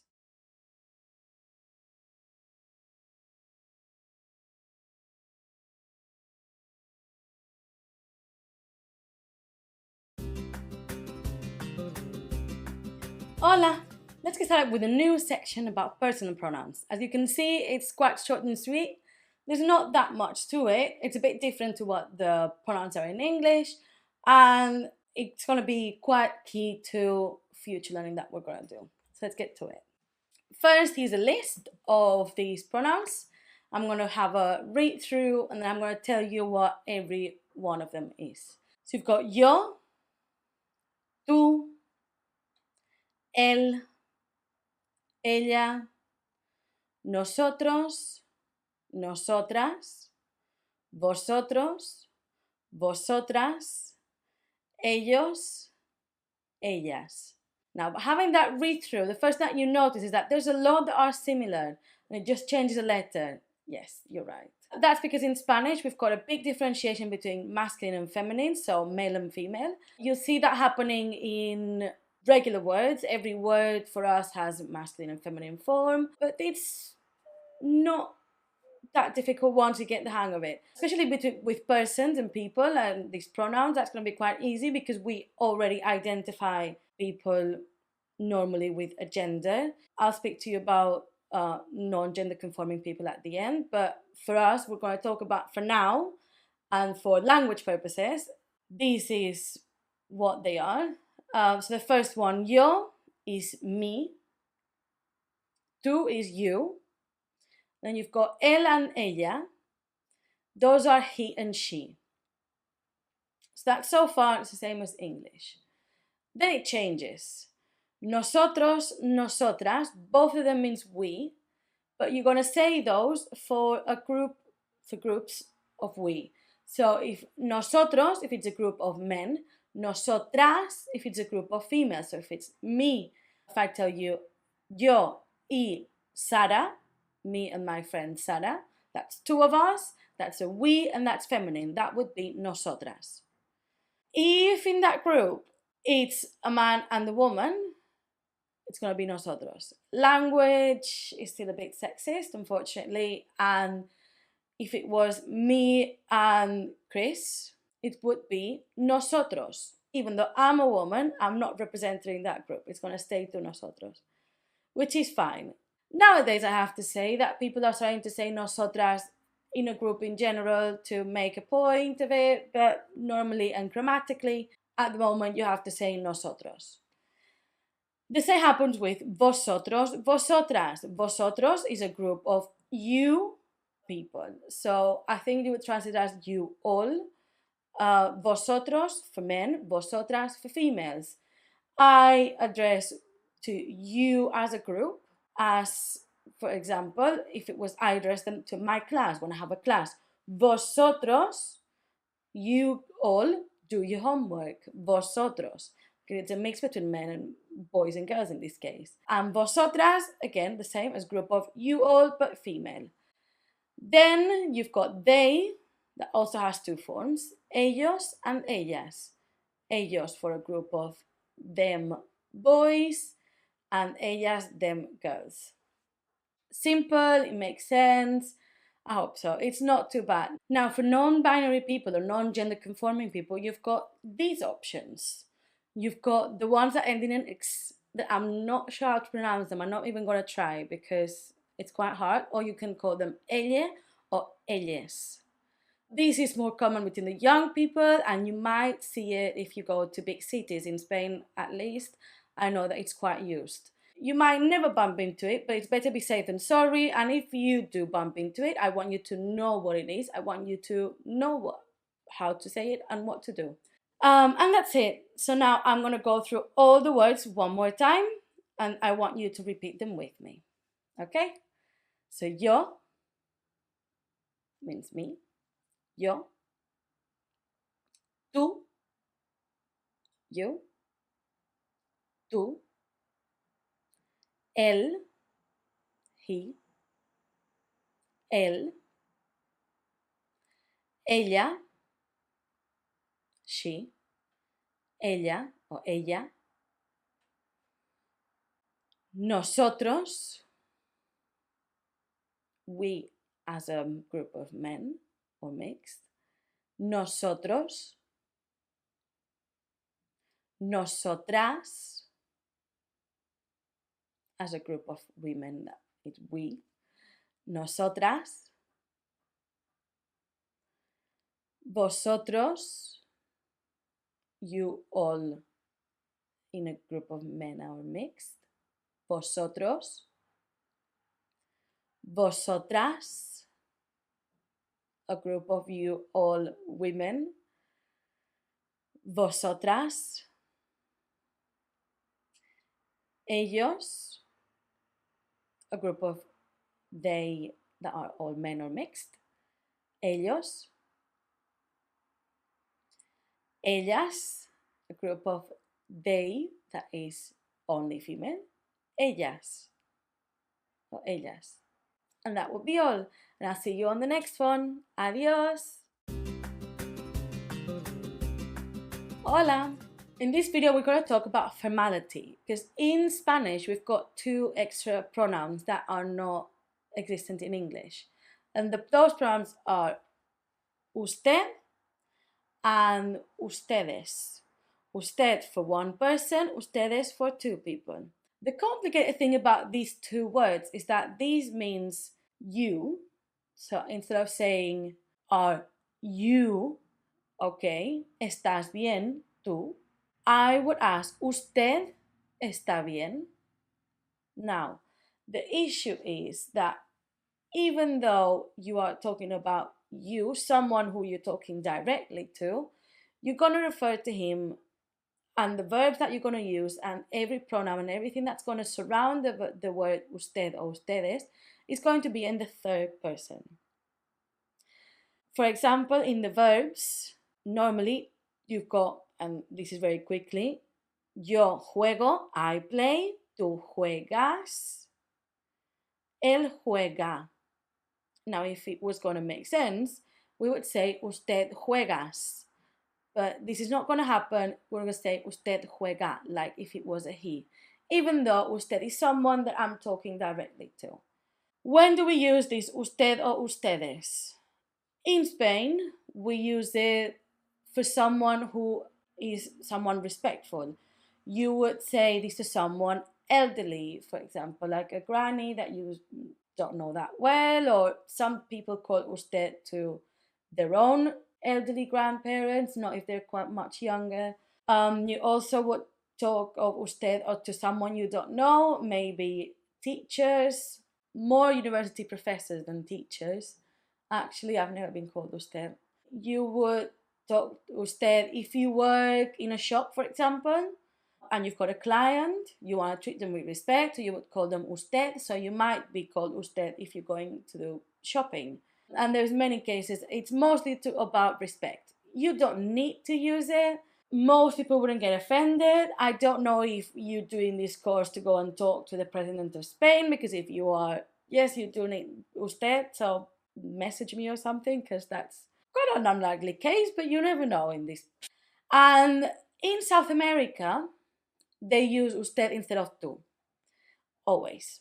They barely use tú. I've asked a friend of mine who works with me about these ustedes, because I sometimes worried that she was thinking that I was being rude for calling her tú. But she said, no, I know that you call me tú because that's what's the rule in your dialect of Spanish. It's the same as, do you find me rude for calling you usted? And I'm obviously not. But she called usted everyone. Her own daughter, she talks to her as an usted. It doesn't mean that she thinks that her daughter is the president of Colombia, but it's the way that the language works. So most people in South America will use usted, except for Argentina, who uses vos. Hold up the story. But if you know usted, ustedes, and tú, and this formality case, you will have a lot win, because you will not get confused, especially if you talk to someone in South America, or if you're watching this to travel to South America. You need to know that it's ustedes and usted, what people are going to expect, and people are going to call you usted all the time. And that's it. Hopefully that makes sense, and I'll see you on the next one. Adios. Hola! Now, for the last video of this section, but not less important than the rest, we're going to talk about it. Now, when I was teaching English and I was teaching the pronouns, I would do I, you, he, she, it.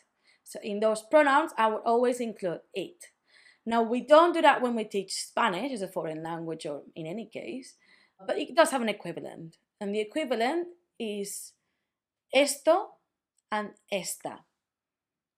Esto, esta. And that means it. We've got two, because as I've told you before, we've got masculine and feminine for people and for objects. Well, don't worry, we're going to have a full section that goes over all these gender and numbers thing, but for now, I want you to know that for it, we've got esto and esta, and it changes genders. The things that will go with this it will be the same ones as it would be in English. So in English, we say it is, the same as he is. So in Spanish, it will be the same. Él es, esto es. So the verbs that will go with it will be the same ones. So it's quite easy. Further on, we'll talk about distances and if it's these and that, depending on the distance. But for now, you just need to know that as a pronoun, you've got esto and esta. Repeat with me. Esto, esta. Again, esto, esta. Now, take your time to do the worksheets, have a think about who each person is. I know in the worksheets you will see that you're going to have Maria and I. You have to think, oh, Maria and I will transform into, if it's I, we. So, nosotras, if you're also a female. So have a good go at those exercises, because it will really help you make everything sink in and be ready for the next steps. Adios! Hola, and welcome to this new section about saying the date. Saying the date obviously sounds easy, but it's everything that you need to know, lots of different things that you need to make that small, what seems like a small step. So to start with saying the date, you need to know the days of the week. We start Monday to Sunday always. I know that in English sometimes you start with Sunday, but we always start with Monday. So let's get to it. The first one's lunes. Lunes, Monday. Martes. Martes, Tuesday. Miércoles. Miércoles, Wednesday. Jueves. Jueves, Thursday. Viernes. viernes, Friday, sábado, sábado, Saturday, domingo, domingo, Sunday. Now, I know that these might be a bit childish, but the best way for me to ever remember things, lists like this, is a song. And excuse my voice, but this one's the one that I teach my kids. Lunes, martes, miércoles, jueves, viernes, sábado, domingo. Lunes, martes, miércoles, jueves, viernes, sábado, domingo. And I'm sure you could go and find something on YouTube that has a better voice than me, but just wanted to add these to, for quality purposes. I'm going to read those days of the week one more time, Monday to Sunday, remember, okay? And make sure that you are repeating all these days. Lunes, lunes, martes, martes, miércoles, miércoles, jueves, jueves, viernes, viernes, sábado, sábado, domingo, domingo. Now see you on the next video with more songs for you. Adios! Hola! In this video, we'll be talking about the months. They're quite easy. Most of them are quite similar to the English, so it shouldn't be an issue. I bet that when I show you the list, most of them you will recognize what each one means and which one is because of how similar they are. There will be just some of them that maybe are not entirely similar, but should be fairly easy. And then I'll sing you a bit of song if you're lucky. This is the list.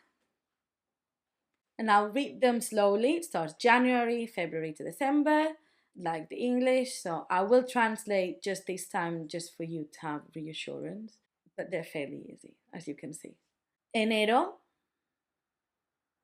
enero, January. That's one of the ones that's not quite there.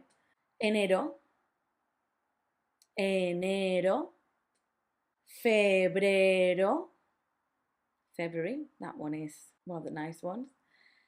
Febrero, febrero, marzo, March, marzo, or marzo, if marzo is a bit tricky. Marzo, abril, abril, April, abril, mayo, not mayo, which is May, mayo, mayo, junio, June, junio, junio, julio, July, julio, julio, julio, agosto, August, agosto, agosto, septiembre, September. These are the best ones, they're the easy ones, like my kids say. Septiembre, octubre, October, octubre, octubre,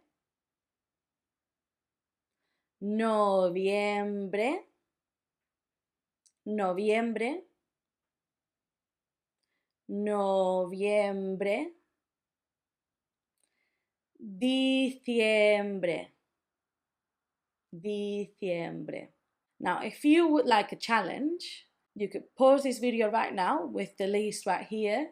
Try to read them yourselves and see if when you unpause the video, I'm going to read them one time fast, one time slow, like I do always at the end, and see if you've pronounced it correctly just by reading and with the fabulous phonics lessons that you've been having. Okay, then pause right now. I would say you will need like 2 minutes. Now, have you done it? Let's go for it. Enero, febrero, marzo, abril, mayo, junio, julio. If you couldn't do the you could say junio, I'll take it. Junio, julio, agosto, septiembre, octubre, noviembre, diciembre. How did it go? Now, as I promised, I'll show you the song. I can't forget my voice. I don't know why I sing in these videos. I don't know why I insist. But here we are. Okay. Enero, febrero, marzo, abril, mayo, junio, julio, agosto, septiembre, octubre, noviembre, diciembre. There you go, present for you. If it helps, again, feel free to ignore my song and my singing and go to YouTube and find an actually good song to learn the months. But I always feel like it really helps my kids. And what I love is that often you can see them trying to remember in their heads and they go, and singing the song. So if it helps you, go for it. Right, I'm going to repeat them one more time, head to toe, and you repeat them for one last time. Enero, febrero, marzo, abril, mayo, junio, julio, agosto, septiembre, octubre, noviembre, diciembre o diciembre. And that will be all. I'll see you on the next video. Adios. Hola. In this video, we're going to talk about the seasons. Now, I know what you're thinking. We don't need to know the seasons to tell the date. Yes, but I really wanted you to know the seasons, and this was the best place to fit this. So here you go. Right, seasons, there's 4, like in every other language. They're quite easy, and there's also a song. So these are the seasons. Primavera, spring. Verano, summer. Otoño, the only one that sounds similar. Otoño, autumn. Invierno, winter. Okay? We're going to go again more slowly, don't worry. Primavera. Now you repeat. Primavera. Primavera. Spring. Verano. Verano. Verano. Summer. Otoño. Otoño. Autumn. Otoño. Invierno. Invierno. Winter. Invierno. The song that I know that you're waiting for it would be Primavera, verano, otoño, invierno. Short and sweet this time. I think this might be the last song I do for now. But anyway, I'm going to repeat these one more time so you can go through them again. Primavera, spring, primavera, verano, summer, otoño, autumn, otoño, invierno, winter, invierno. That would be all for this video. I'll see you on the next one. Adios. Hola! In this video we're going to talk about something more date specific than the seasons, which is how to say the years. Now in English you group them in twos. So for example, when you say 2023, you instead of saying 2023, you put 2023. For us, we just say 2023. So in this case, we would say 2023.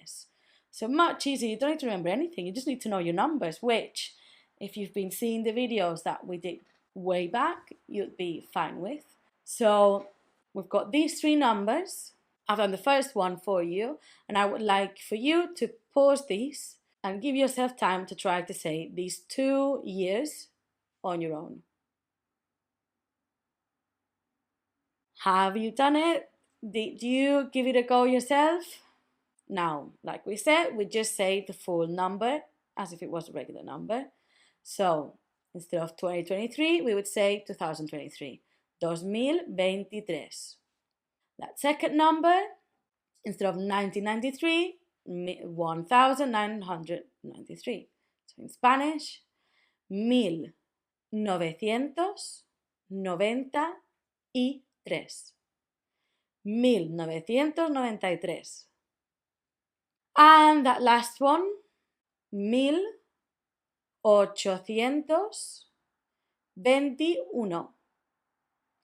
1821. Quite easy, simple, straightforward.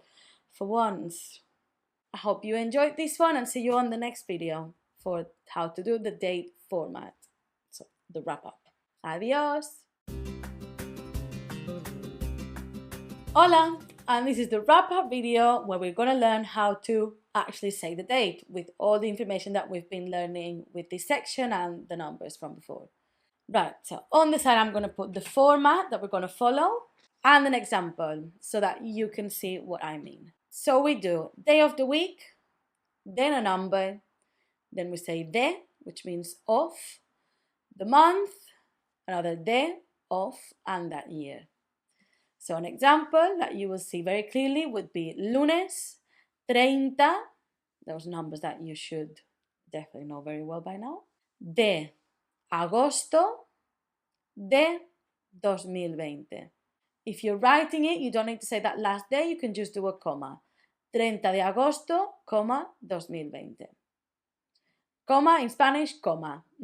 Easy, definitely quite straightforward. You'll have a worksheet just after so you can practice all these date formats and how to do it yourself. If you want to do the date format at the short one, this is it. So you do it the same way as many countries. I know that some of them do months first and then days, but we do first days, months, and years. So if you had to say a date with 30 as the day of the month, then 09 for the month, and then 23 for the year. You could also do 2023 at the end. That's a variable that can change.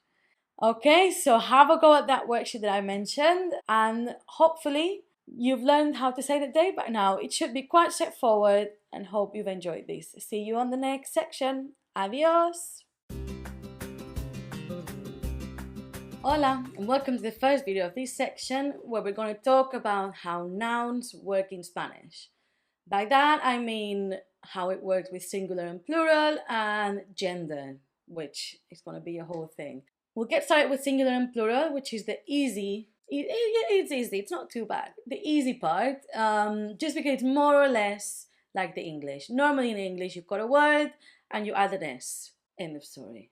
If it ends in a vowel, you add an S. If you end in consonant, you have to do ES because you can't do certain sounds in a row. In Spanish, it's going to be roughly the same. Let's get to it.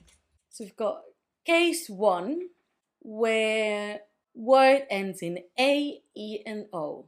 In these cases, or if it ends in any other vowel, you will just add an S. An example of these would be mesa, which becomes mesas, or amigo, which would become amigos. That one's the easy one, vowel plus S. Then we've got case 2, which is when a word ends in consonant. This still remotely resembles English. If it ends in consonant, we have to add ES. Examples of these would be these 3. Corazón would become corazones, just based on the premise that we can't say, or it's not easy to say corazones. Papel, papeles, because we can't say papels. We can't say it, but it's not easy. What we want in a language is that words roll out of the tongue. And last one, escoces, because it ends in S. We couldn't do escoces, so escoceses. Done. End of the story. Then we've got case 3. Case 3 is when a word ends in Z, because RZ works differently. We need to make sure that that Z has a th sound. In that case, we would remove the Z. We would add thes at the end of that word. So in the words nariz, nose, nariz would become narices, like this. Nariz, narices. You keep the th sound, but you make sure you keep the th sound. And then voz, voice, voz, voces. That's it. There's no more complication. There's going to be a worksheet about this, and you can practice that. So it's not too bad, singular and plural. This is the way it works. I'll leave some kind of information sheet so you can have these all together in one, probably where the worksheets are, and you don't need to be taking too many notes or scramble to how to make these notes make sense. Don't worry, I've got you. And this would be all for this video, and I'll see you on the next one to talk about gender for words. Adios! Hola, and welcome to the first video where we're going to talk about gender of nouns. Now, by gender of nouns, what do I mean? I mean that every noun, every word in Spanish that's got the meaning of an object, of a thing or a person, has a gender of that word. It doesn't mean, this is the way that I explain it to my children. Table for me is feminine, but pencil for me is masculine. That doesn't mean that I see a table and I say, oh girl, great job you're doing today, or I see a pencil and I say, oh boy. It means that the word pencil, lápiz, and the word table, mesa, have a gender. So the word mesa, to me, automatically I see the word mesa, or I think the word mesa, and I think that's feminine. I know that's feminine. Or the word pencil, I know that the word pencil is masculine. It's not that I see the objects as those objects as masculine and feminine, it's that the words are masculine and feminine. So they are male or female. We're going to call them masculine and feminine because that's the right terminology for us. But that's what it means. And that's something that's important to understand before we get into the specifics of why each word is masculine or feminine. Because this is going to be helpful for you if you're doing any other language. If you speak already Italian, French, Portuguese, any of these Latin languages that come from Latin will have the same. Most languages will have the same. You're lucky that in English you're lucky because you don't have that issue. But to us it's not an issue because we always known that table's feminine and that pencil's masculine. It's got nothing to do with the object and how they work, or how they look, or how they are, or what they do. It's got to do with the word itself. So bear with me. I hope that this makes sense. And I'll see you on the next video where we'll break this down a lot. So it should be quite easy to identify what's masculine and what's feminine. So let's see you on the next one where I'll explain the ways to know how a word is masculine. And then another video where the word is feminine. And you'll have a lot of practice, a lot of opportunities to practice what each word is. So don't worry, bear with me, take a breath, And I do recommend for these ones to watch the next two videos together, not on the same day or one after the other. And don't worry about too many notes, because I will have a worksheet with all the information gathered together so it makes sense for you. If you want, you can download that first, so then you can follow with me and see what the information says and oh, that makes sense. Yeah, so do that. I'll see you in the next one. Adios. Hola, let's get started with masculine word indicators. So what things tell you in a word that this word is going to be masculine? The first one, the main thing that's going to tell you, it's going to be o. So if a word ends in o, straight away you know it's masculine. An example of o would be hijo, son, or zapato, shoe. So you can see hijo, yeah, you know because it's a son, it's got a gender itself. But zapato, shoe doesn't, because it ends in that o. I know that that zapato, that shoe, is masculine. Next one, nouns that end in ma, like problema. Normally, the a would be indicating that it's feminine, but because it's got ma, like in the word problema, we know that this one is going to be masculine. So these are like an exception. And also pa, it's another exception. Mapa, a map, is masculine, and we know that because it's pa. It's not just a, it's pa. Then my kid's favorite trick is always the word loners. If you remember the word loners, any word ending in loners, except for if the word is in plural, which is a whole other issue, but if it's in singular and ends in any letter from the word loners, we know that this is going to be masculine. Like for el, papel, paper, o for mono, monkey, en, atún, tuna, hombre, man. Again, that one does have a gender, but we have to think about the word hombre. That ends in e, part of loners. Doctor, doctor ends in doctor. Autobús, bus.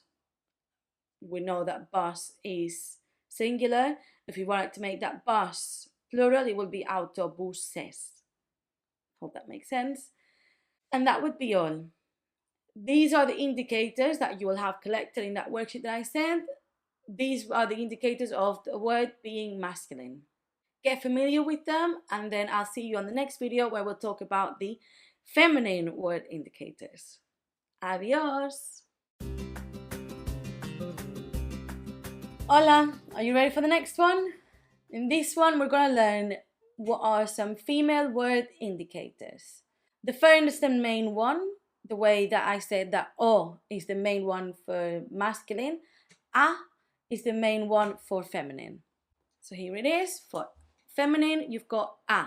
That is the main one. If you see an a, you normally know that it's going to be feminine, unless, how we said earlier, it ends in ma or pa. An example of a would be doctora.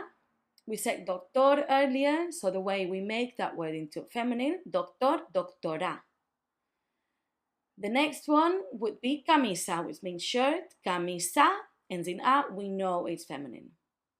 Then some, it's not an exception, but it's not following exactly the rule, would be yon, because on the n should end in for the loners. So religion, for example, religion is feminine.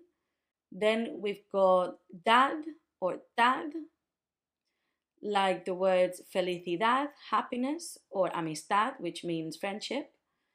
Those dad and tad are indicators of feminine. And then the last one would be tud, like actitude, which means attitude.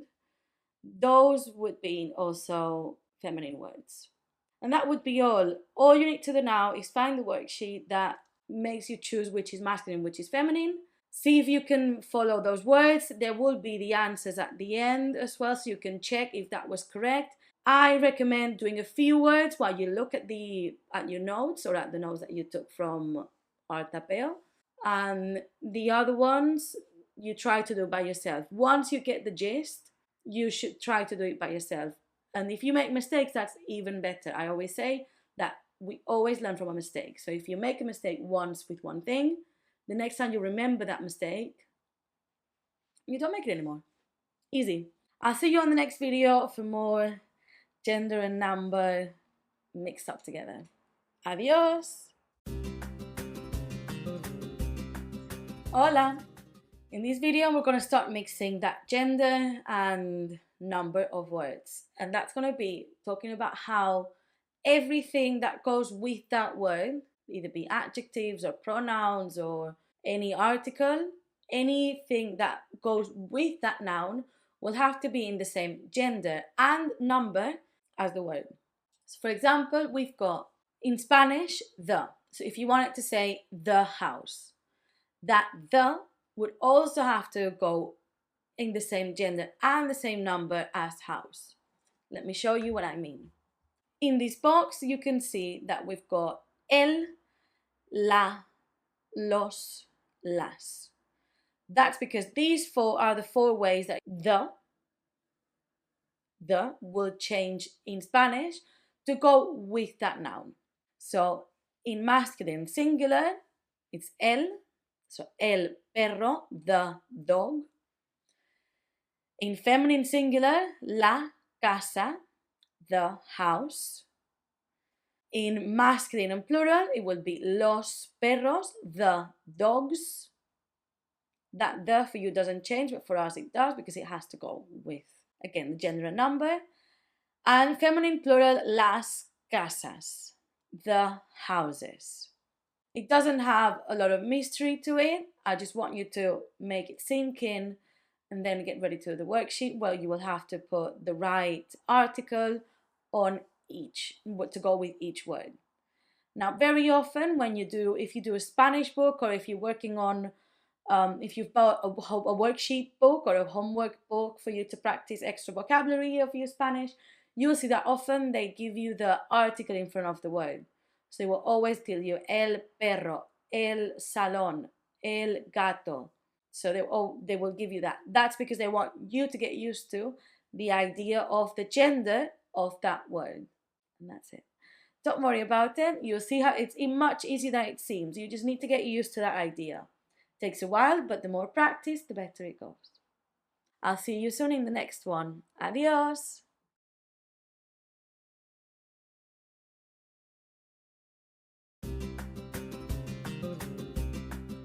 Hola, and this is the last video of this section with a little bit complicated of a concept, just because it's different to the English. It's not that complicated, you'll see.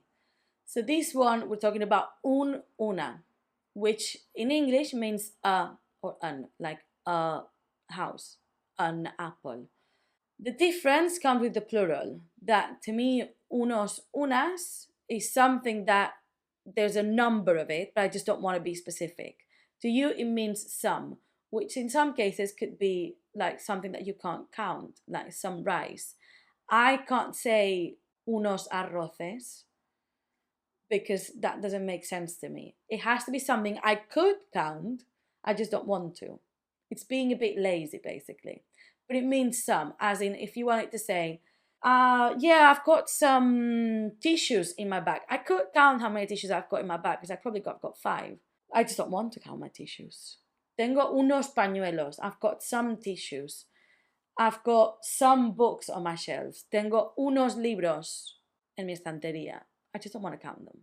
What I can't say, like I said, it's I've got some rice. I can't say unos arroces. Tengo arroz. If I say tengo arroz, that just means that I've got an amount of rice. Okay, hope that makes sense. And let me show you how it works. As you see again, you've got un, una, unos, unas. So masculine singular, un perro, a dog. In singular, in feminine, una casa, a house. That also, the difference between and the, I didn't say that, is that when you say the house, we both know what house we're talking about. When I say a house, give me a house, just give me any house, just give whatever you want, a house. right? So when you say uno, una, it's non-specific. Then let's get back. Unos perros, some dogs. I haven't counted them, there's a few dogs. And unas casas, there's a few houses over there. Okay? I hope this all makes sense. Again, go and do the worksheets, practice as much as you can. If you need to, if you feel like what we've given you is not enough, you can always send me a direct message on social media or leave a comment, and I can help you find some more, or I can give you some more stuff. But what I always say is that if you go online, there's 1,000 resources and there's 1,000 things that you can do. Masculine and feminine in Spanish, exercises with answers. That's a very easy way to go if you feel like you need some more. Because don't forget that even though we are doing this now, it's like this is the closed version of it. We will keep seeing gender and number all the time. The reason we're doing this early on is because you will keep seeing it in the future. Grammar is something that just evolves. You see it all the time. It's not that you've seen now that you've done gender and numbers, now we just throw it to the back and we forget it. It doesn't happen like that. As we see vocabulary, as we see some words, we will keep working on gender and we keep working on number. So don't worry too much if you feel like it's not a lot. Just keep going. Just keep going and you'll be completely fine. Carry on and I'll see you on the next section. Adios.